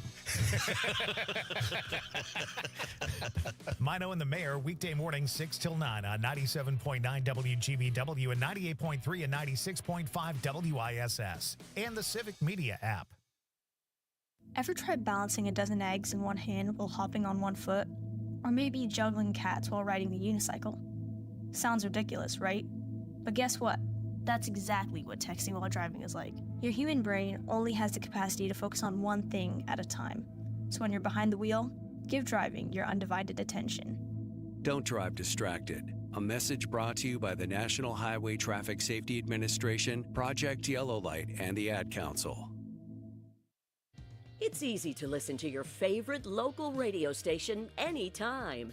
Download the Civic Media app from the Apple or Google Play Store, then listen live or whenever you want from anywhere for free.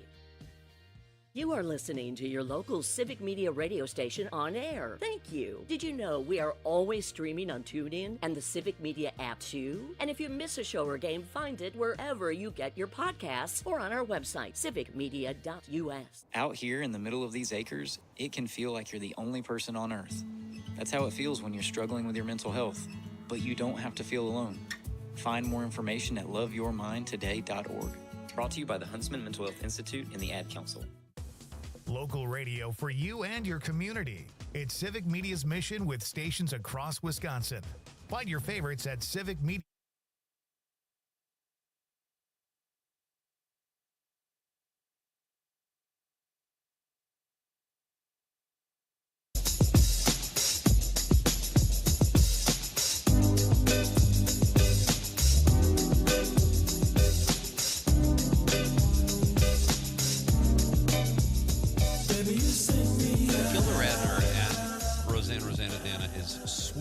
Our question of the night answers. The front runner in our question of the night, which is, what is your favorite SNL sketch or character from over the years? We've probably got 5 or 6 texts that have said Rosanna, Dana, but there are no right or wrong answers, folks. There are only your answers. So be part of the fun and let us know. 855-752-4842.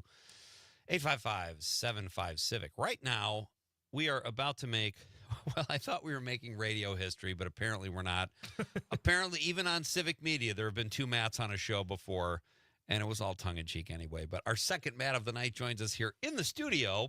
He's a rap rock artist from right here in Northeast Wisconsin. Matt Harper is back on the show. Hey, buddy. Hey, how's it going, man? Thanks for having me back. Listen, dude, it's great to have you here. And you're very good at social media because sometimes I have guests on the show, and I'm like, oh, my God, why haven't we had this guy back yet? And it's like all of a sudden I'm like, oh, yeah, Matt. Yeah. So yeah. I applaud you for having such a great social media presence, and that's why you do it, right? Right. I mean, it's the biggest part of it now. I mean, even you guys know bad music gets popular all because of the promotion. So how about I'm that? not saying mine's bad, but right. No, I knew what it you all meant, helps though. it. The brand is bigger than the music now. So Absolutely. So, all right, I love this. We were talking a little bit about this before you came on the show. I said, and I don't have my finger on the pulse necessarily of all music. I know what I like, but rap rock artist. I don't hear that a lot. Is that a common crossing of genres, if it is even crossing genres? Yeah, so back in the late 90s and the early 2000s, you had the new metal wave, which was bands like Linkin Park and Limp Bizkit, Papa Roach, POD, Saliva. A lot of those guys did that sound, and it had a really good run for 5 or 6 years and became some of the most popular, heavy rock music at the time.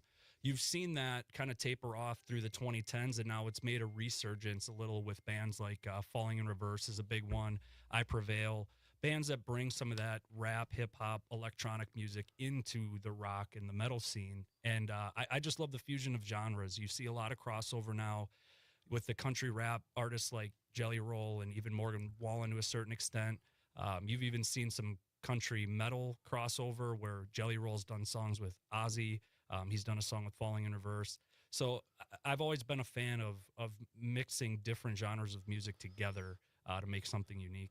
That, I mean, not to get like too deep here, but doesn't that bring people together too? Like when they see their favorite, like I would say maybe, and I'm generalizing, but let's say country fans might be more resistant to seeing their favorite artist doing rap or vice versa. But doesn't that help people come together? I think it really does, and it's been cool with music festivals. Like you look at the Harley Davidson thing last year, and you had Friday night was Jelly Roll, and then Saturday night was Red Hot Chili Peppers and Offspring. Yeah, and you're seeing the same people, you know. And even MGK came out with Jelly Roll in his set, and I love the crossing of all of it, and I think it has brought some of it together. And the way music is now, I mean, everybody has any song at their disposal at their fingertips with streaming platforms. So you see playlists and stuff that people curate has been such a popular thing in music, and they're all over the board. I mean, I've been fortunate enough to get on some pretty decent sized playlists before, and you know, I'm there with everything from old school 80s hip hop to classic rock to,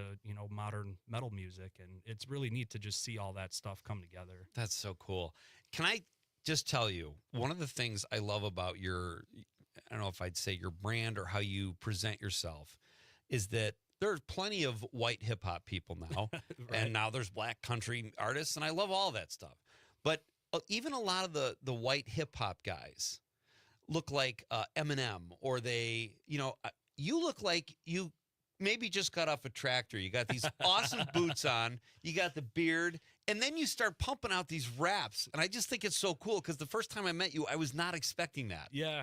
I mean, you got to keep it real, right? There's a hip hop term Yeah. for you.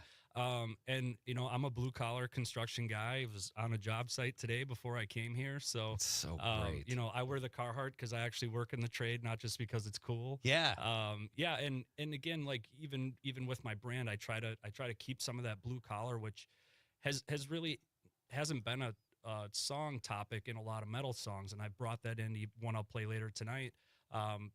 And the motorcycle culture and all of that kind of stuff is what I know. So that's what I want to talk about in my music. It's like any of the rappers do the same thing with, you know, their backgrounds and the subject matter that they sing and rap about. And I do the same with mine. Yeah.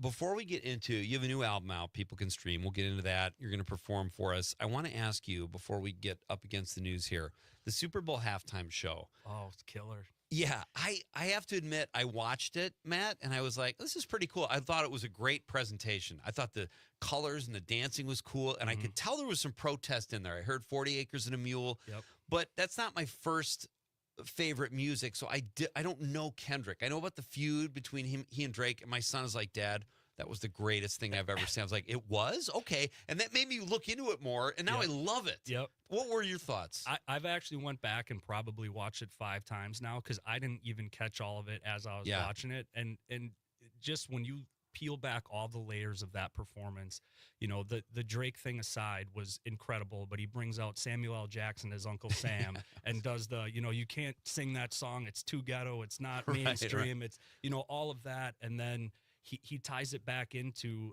towards the end of his performance where he does the Turn the TV Off song of his, which is a great song, but he did that to kind of troll all the people he knew were going to comment on social media and say this is the worst halftime show I've ever seen, you know, and he had that platform to where he could say, look I'm on the biggest stage of the world.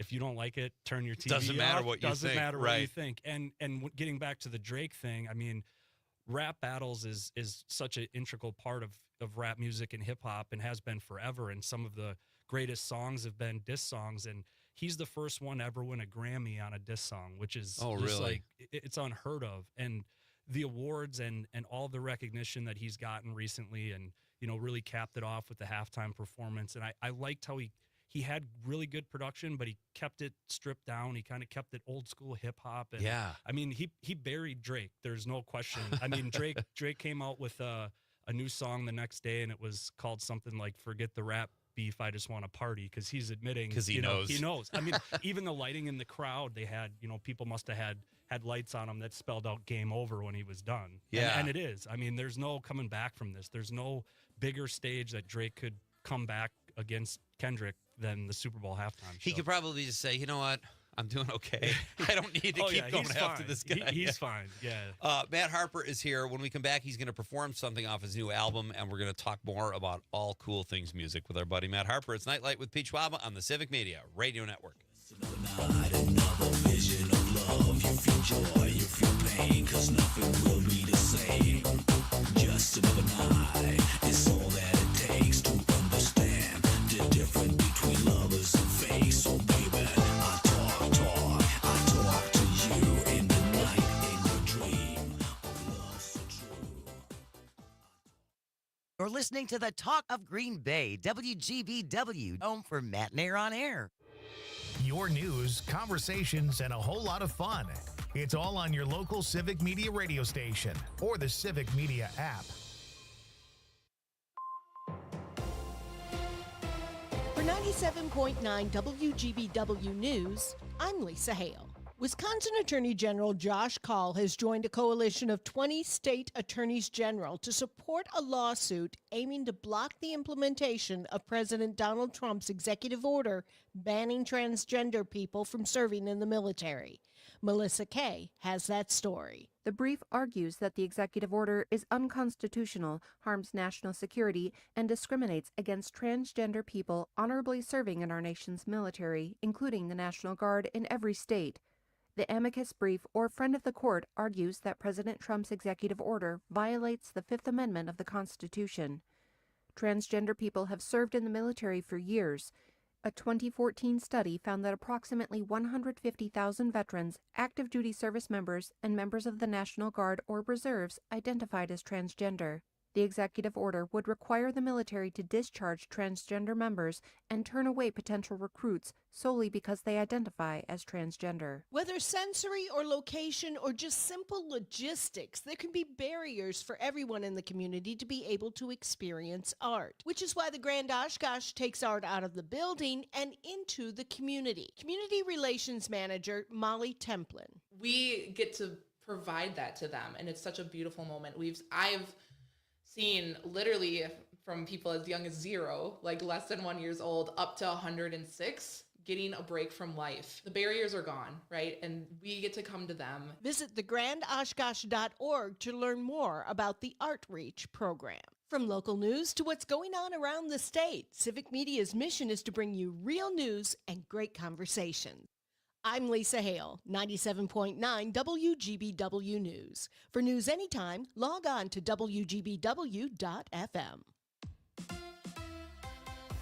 On your entertainment beat, I'm Pete Schwaba. In Sometimes True Love Isn't Enough news, it appears Kanye West and his soulmate, Bianca Censori, are headed for divorce. The couple has been married a little over 2 years, which isn't too shabby by Hollywood standards. Yahoo Entertainment says things went from bad to worse after the Grammys stunt, where West instructed the love of his life to drop her coat and, quote, make a scene. Censori will receive a one-time payment of $5 million as a settlement. That's some serious scratch and should be enough to get her some new threads. Game of Thrones fans, there is another spin-off from the wildly popular HBO show headed your way. This is the third spin-off from GOT and will focus on the House of Targaryen. Another GOT spin-off, A Knight of the Seven Kingdoms, will hit the little screen later this year. According to Deadline, the franchise is more likely than not going to roll out several other spin-offs in the coming years. And why wouldn't they? We'll keep watching. For more showbiz fun, tune in to Nightlight with me, Pete Schwaba, weeknights from 6 to 8 p.m. on the Civic Media Radio Network.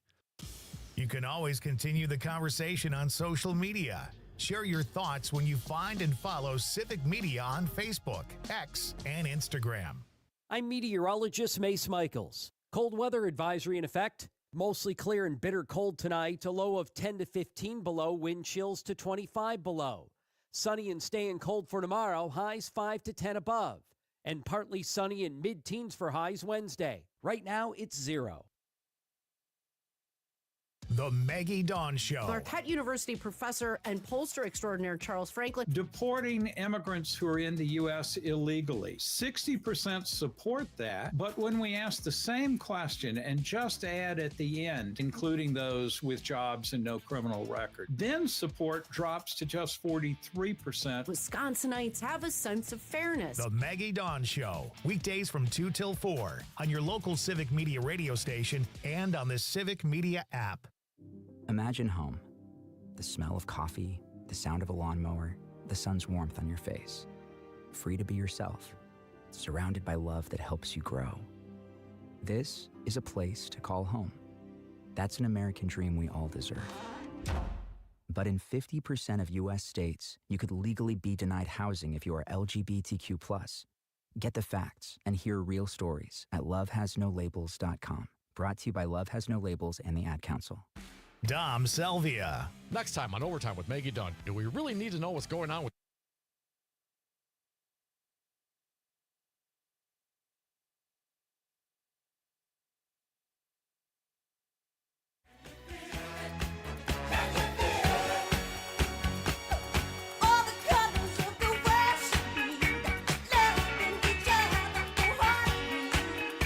I just have to say,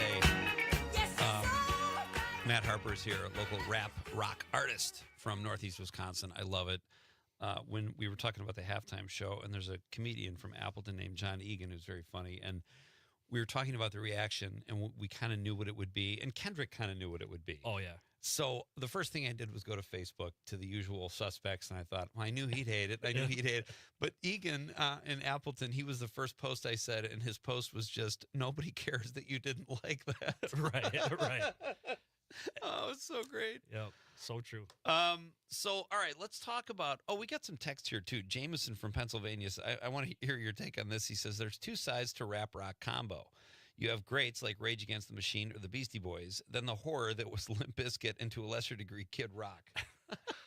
Yeah, I mean, those bands in that time period, I see both sides of it, right? And I do remember hearing, Limp Bizkit was touring with Metallica back in 2002 or 2003. Oh, yeah. And they were getting booed off the stage at some shows. Really? And Limp Bizkit is probably my favorite rap metal act of all time.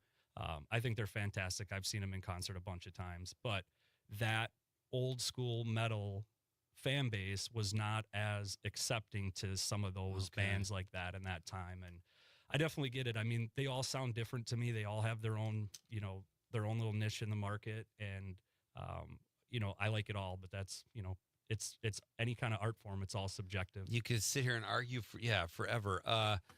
Brady Zellner checks in on the stream and says, go Matt Harper. He hates farmers. Yeah. Big city boy. I don't hate farmers. I just don't like that farmer. Shout out to Brady Zellner from the big city of Luxembourg, Wisconsin. Thanks for tuning in, buddy. Yeah, thank you, Brady. I'm gonna play your favorite song in a minute, so I'll pay it back. I love it. All right, so let's talk about that, Matt. You have a new album available to stream. Tell us about it. Yeah, so it's a 5-song EP. I've been working on it. We release songs every couple of 6 to 10 weeks. So they're all out there now. The last one just came out the end of November that I'll play a little bit earlier or a little bit later. I mean, it's even all of these songs are a little bit different. Some favor the rap side a little bit more. Some are more rock. Some are pretty heavy. Some are more ballad sounding. So I like to just really explore all different kinds of music when I'm creating, and I'm fortunate to work with a great team of people that I'm not the most talented instrument player of all time, but I've got a team where I can even do corny things like record melodies on my phone with my microphone, and then they can come up with guitar riffs or other things for me. So I love it so much. It's such a great creative outlet, and it's my channeling of all the things we go through in life. So. Yeah. Does that keep it more interesting for you too, Matt, when you do different things like a ballad here, then more rock or more rap? That gets your own creative juices flowing. And a lot of the artists I really like, say what you want about a band like Limp Bizkit, but they've been all over the board too. Made some, they covered Behind Blue Eyes. They did the Mission Impossible theme song in a metal version. Oh, yeah. You know, they're all over the board, and that's what I like about them. You listen to their albums, and there'll be one or two songs, like the Significant Other album. They did a collaboration with Wu-Tang Clan that was just a straight-up old-school hip-hop song, but then some of their big hits like Break Stuff and Nookie were on that album that are, you know, more your hard rock, hard metal rap type stuff. And I love that. It's you know, music is such a creative thing, and, you know, not every song I write or start working on comes out. You know, it's kind of like any art form, but it's fun to explore all that different stuff. And, you know, sometimes you just come up with something that you're like, well, that could be something right there. Let's say you got to a point where you could cover whatever you wanted to or sample. Yeah. What would you do? What would you take? I'm actually thinking right now of a song that I kind of want to cover because it's politically almost coming back around, is the Neil Young "Rockin' in a Free World." Oh, wow. And nice. I want to do something with that. There's been a couple covers of that are a little heavier, but nothing in my space to where I could take that, make it real loud, and maybe put my own hip hop verse into that song. So that's one that I'm kicking around. But, you know, there's a lot of them that you know, I could probably come up with, but that's one top of mind for sure. That's excellent. All right, so you're going to perform something? You got something off your new... Yeah. Okay. So this song is called Pretend. It's, you know, a emotionally reflective song about when you're in a situation where you've got some tough decisions to make, and it's almost paralyzing to an extent where your anxiety and everything can take over, and you're almost like can't make any decision, even though you know you have to make one. So it's a deeper song. It's kind of in the middle between my heavier and my softer music. So it's got some good hip hop elements to it. And this song was one of the first ones we released off of this in April of 24. Sweet. What do you need from us? Are you good? I'm good. All right, let's ladies and gentlemen, Matt Harper live in the studio on Nightlight.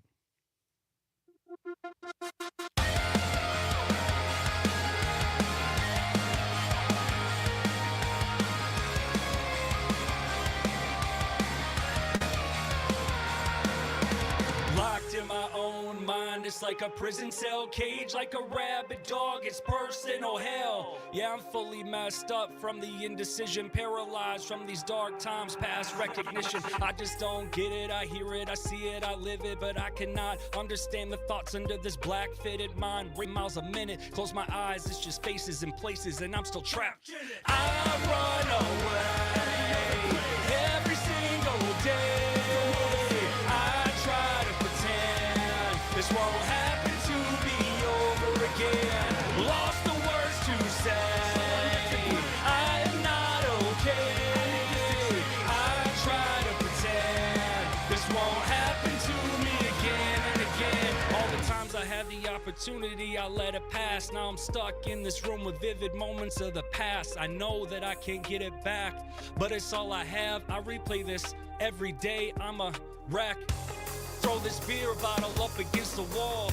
For every single time you didn't return my calls. Look at this, of course this is how it would be. Try and blame you and we both know that it's me. I run away every single day. I try to pretend this won't happen to me over again. Lost the words to say. I am not okay.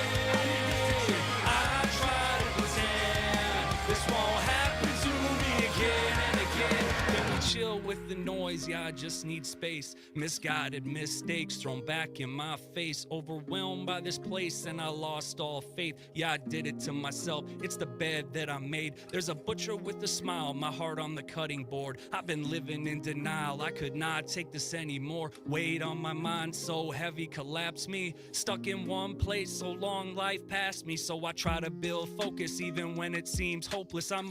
And I know this, you should quote it, yeah, I own it. I built these walls around me, then complain that I'm isolated, knowing full well this is something I created. So for months, I stay faded and jaded and hope to go away. Trust I betrayed it, became hated, myself to blame, drowning in confliction and distance. Well, in my mind, I see this image, but real life, everything is so different. Am I really living? I run away every single day. I try to pretend this won't happen to me over again. Lost the words to say.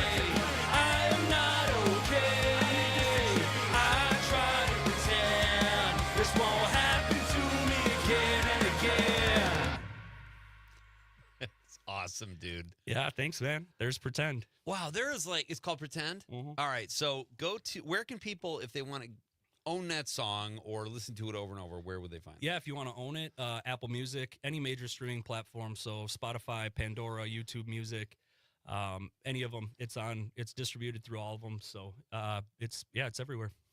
You have a great, the composition's great. Who's behind you on that? So there's a couple of guys that I worked on that with. One is Miko Marhal from Ghost Mob Entertainment, Milwaukee. Matt Browning did the drums and the guitar on that, and then the recording, mixing, and mastering was all done by Dave Patella at Source Track Studios in Appleton. Oh, sounds great, dude. Okay, so you can get the album. Where can people see you live, Matt? Do you perform? That's what we're working on now. Okay. So we had to get, this was the big one to check off. I got to have material to perform live. Sure. So we got that. I'm working on some new songs. I'll probably mix some fun covers in there. Just, it's always hard as a original artist when you're relatively unknown to keep a crowd's interest for a whole half hour or 45-minute set that you're doing if they don't know the words to any of your songs. So I've always mixed some covers in all of my live performances. So we're working on a couple opportunities this summer, one potentially at Stage 1 on Broadway here in Green Bay, and another one at Under the Tracks on Broadway.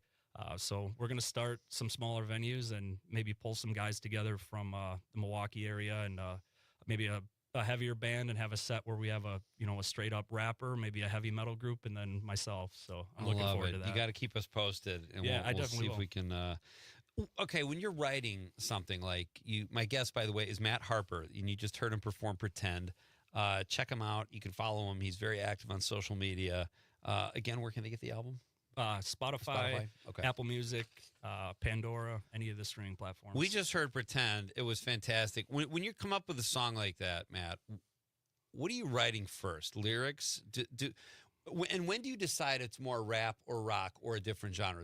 Do the lyrics come first or the music? A lot of times I get a melody and a chorus always comes first for me. So I like to try to make music a little bit catchier and have a good melody with the lyrics. So I'll just, it's weird how this works for probably every musician, but I'll just kind of have this is the melody I want to sing these words in, and I'll kind of build out the chorus. I play a little bit of guitar, so I'll send ideas to better guitar players of, hey, this is what I'm thinking. How do you spice this up for me?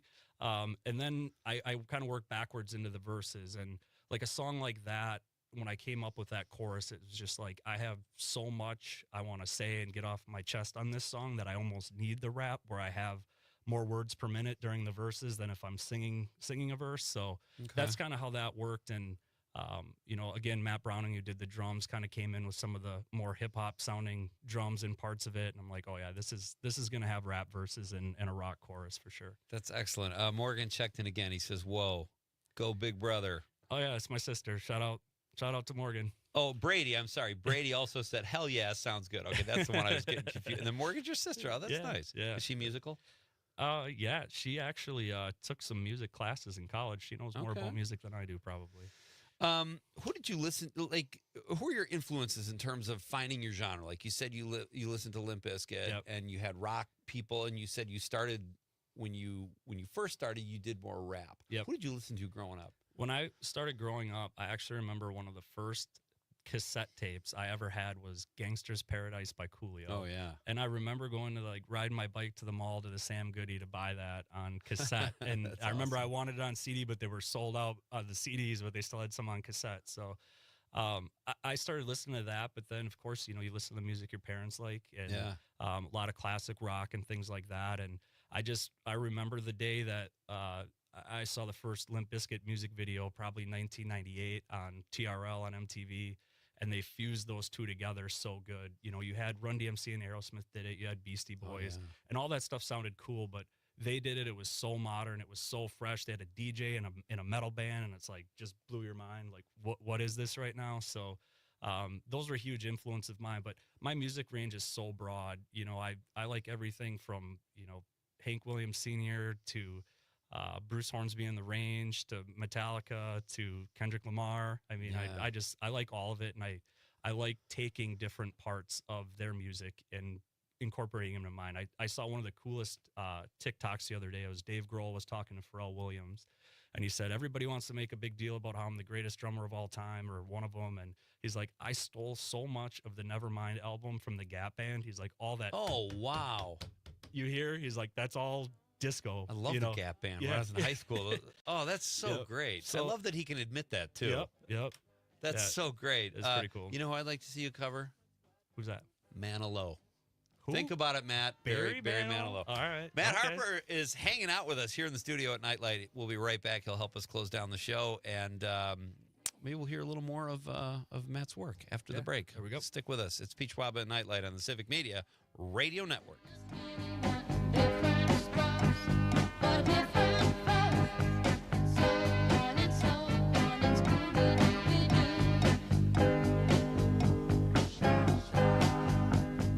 We got to live together. I am no better, and neither are you. We are the same, whatever we do. You love me, you hate me, you know me, and then you can figure out the bag. The talk of Green Bay, WGBW. Hey there, it's Carrie Joy with your Work Money Minute. Central heat, you know, the HVAC systems that heat your entire house. Man, those can really cost us an arm and a leg. And they lose up to 30% of their energy through the ductwork, plus more when we're heating rooms that we aren't even using.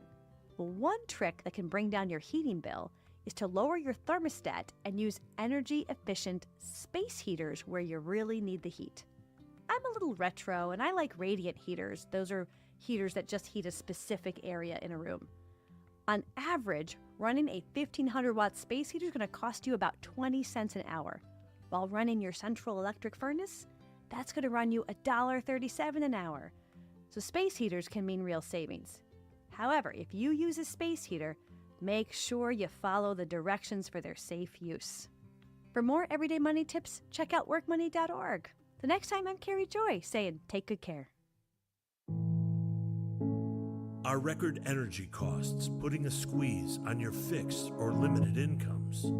With limited incomes not keeping up with the lingering effects of inflation, you might be one of tens of thousands of Wisconsin residents who are struggling to survive in the blistering heat of summer or the bitter cold of winter.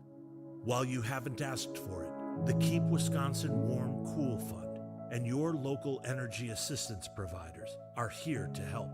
No Wisconsin resident should ever have to face the challenge of living without heat or power or face homelessness. For a hand up, apply today and call 1-800-506-5596. That's 800-506-5596 or visit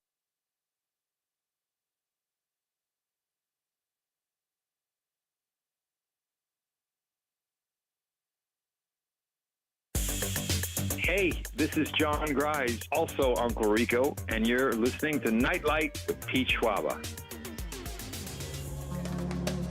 Gonna be some sweet sounds coming down on the night shift.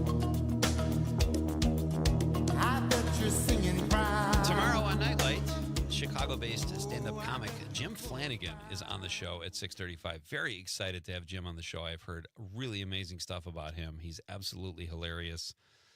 Make sure you join us for that. And then at 7:20 tomorrow night, veterans advocate and founder of the Arizona Warriors, Jason Moon, joins the show. Another, you know who introduced us to Jason Moon, Conrad? The guy behind the guy? Behind the guy. He's almost behind the other guy now. The guy behind the guy behind the guy. He's behind so many guys. I don't even know if I remember his actual name. But I was at Potawatomi over the weekend with my son and my wife. Do you know you can't play blackjack for less than $25 a hand? And my son Joe's like, "Well, I'll do 3 hands. I'll cleaned out in like 30 seconds." He's like, "Oh, what the?" Inflation's even hitting the tables, I Yeah, guess. Exactly. That's the voice of Matt Harper. We got a few more minutes with Matt here. Matt is a local rap rock artist here in Northeast Wisconsin. You can check out his new album on Spotify and he will be playing live soon. We'll have more information on that. You got to keep us posted on that. But For sure. You have something else you can play for us here. Yeah, so this is actually the last song. We'll play a little clip of it because I want everybody to go to your favorite streaming platform so we get the stats up. And they're swearing. Yeah. So which I love. Yeah, so we can play the first minute and 5, and then after that you'll have to go listen to it on your own. R-rated. This song is called High Octane, and it's actually about motorcycle culture, blue collar work, getting off work on a Friday, blowing off steam. It's the heaviest, loudest song. So maybe some of your listeners are going to get Kendrick Lamar'd by me right now. That what is this noise I'm listening to? But this was probably the most fun I had making any song. Really stepped out of my comfort zone and in the heaviness of it.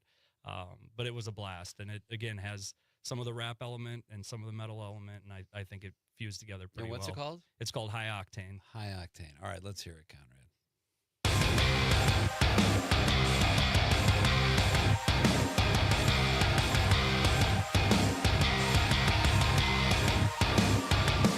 Yo, I got a chip on my shoulder, that's right. I got that blue on my collar, that's life.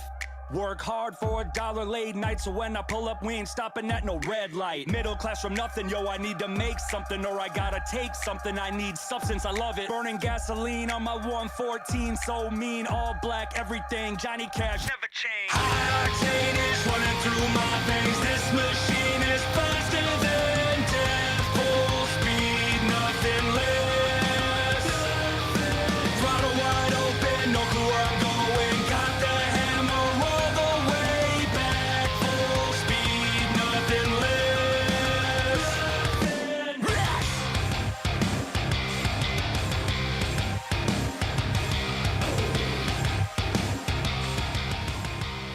Yeah, That's so more there's headbanging. That's a headbanger. Yeah. and yeah, like I said, it's the most fun I ever had making a song in my whole life. So, Really? yeah, it was a blast doing that. So, all right. So that was like a teaser. Yeah. People should go to Spotify Yep. and download Yep. the rest of it. Do that for All sure. right. High Octane. And check Yeah. out Pretend, too. That was a great song, too. Yeah, there's 5 of them, like I said, out there, all a little bit different. That's for sure the heaviest one, but yeah, that song is my favorite, and we had some really good success with some. I have a song called "Burn It" that I actually played the last time I was here. I performed live. Okay. That one about a month ago just went over 80,000 streams on Spotify. Nice, dude. So yeah, I'm really proud of that. I hope it hits 100, but I had to post about it at 80 because it was just too big of a deal not to talk about. That's so cool, man. Yeah, it's really cool. Are you okay? So when you play around here or in Northeast Wisconsin, I wouldn't say rap is #1 around here. Maybe even not even heavy metal anymore. When I was growing up, when I moved here in junior high, everything was hard rock or Yep. classic rock. And it had a great punk scene here for a long time. That's too, what in I Green hear. Bay. Yeah. Yep. So do you have people that like? What's the reception typically? And are there places where you're more well received than others in the area? Yeah, there's definitely some metal and hard rock friendly venues here. Stage One has done a few when it was still Keggers. They did a lot of rock shows there, but the old Gasoline that's now between the tracks is a great metal venue. And I love every word you just said. The old Gasoline between the tracks. That Yeah. sounds so awesome. Yeah, that venue's been super supportive. So you got to kind of find your area, and honestly, when we do our shows, we're gonna kind of pander to our demographic, if you will, and put a good card together of bands that complement each other's style. Yeah. I think our local music scene is great with all the cover bands we have. I mean, you look at a band like, obviously Dennis Peters, who's around this station quite a bit with Glam Band. I mean, they do numbers. Like, they draw crowds bigger than national touring bands How around about here. that? I've heard of them, yeah. It's crazy impressive. But what I'd like to see us continue to do in Green Bay and Northeast Wisconsin is to cultivate that original music. And there's a festival I love, the Shipyard Festival here, at all the bars on Broadway in the fall do. That's all original music at all the different bars, and it's like every 15 minutes there's a different band at a different bar, and that's incredible. And I hope we continue to foster that. I mean, I have to give you a lot of thanks for giving artists like me a platform. I know you have people from famous movie stars to, lowly local construction workers like me on this show. So introduce me to more of your friends, dude. I'd love to have them on. Absolutely will. And I just appreciate you and all you do for, all of us up and comers. I couldn't do this without guests like you. So thank you, buddy. Keep up the great work and let us know anytime you have something new, Matt. Absolutely, will do. Excellent having you in the studio. Thanks you again also. for having me. Anytime. Thanks to the other Matt, too. 2 Matts on the same show, Conrad. That's all right. I'm saying. That's I know right. it's been done before. My thanks to Matt Miller, Matt Harper, and all your texts and calls. Fun night here at Nightlight. We'll be back tomorrow night to do it all again. On behalf of the lovable producer, Conrad, good night, Wisconsin.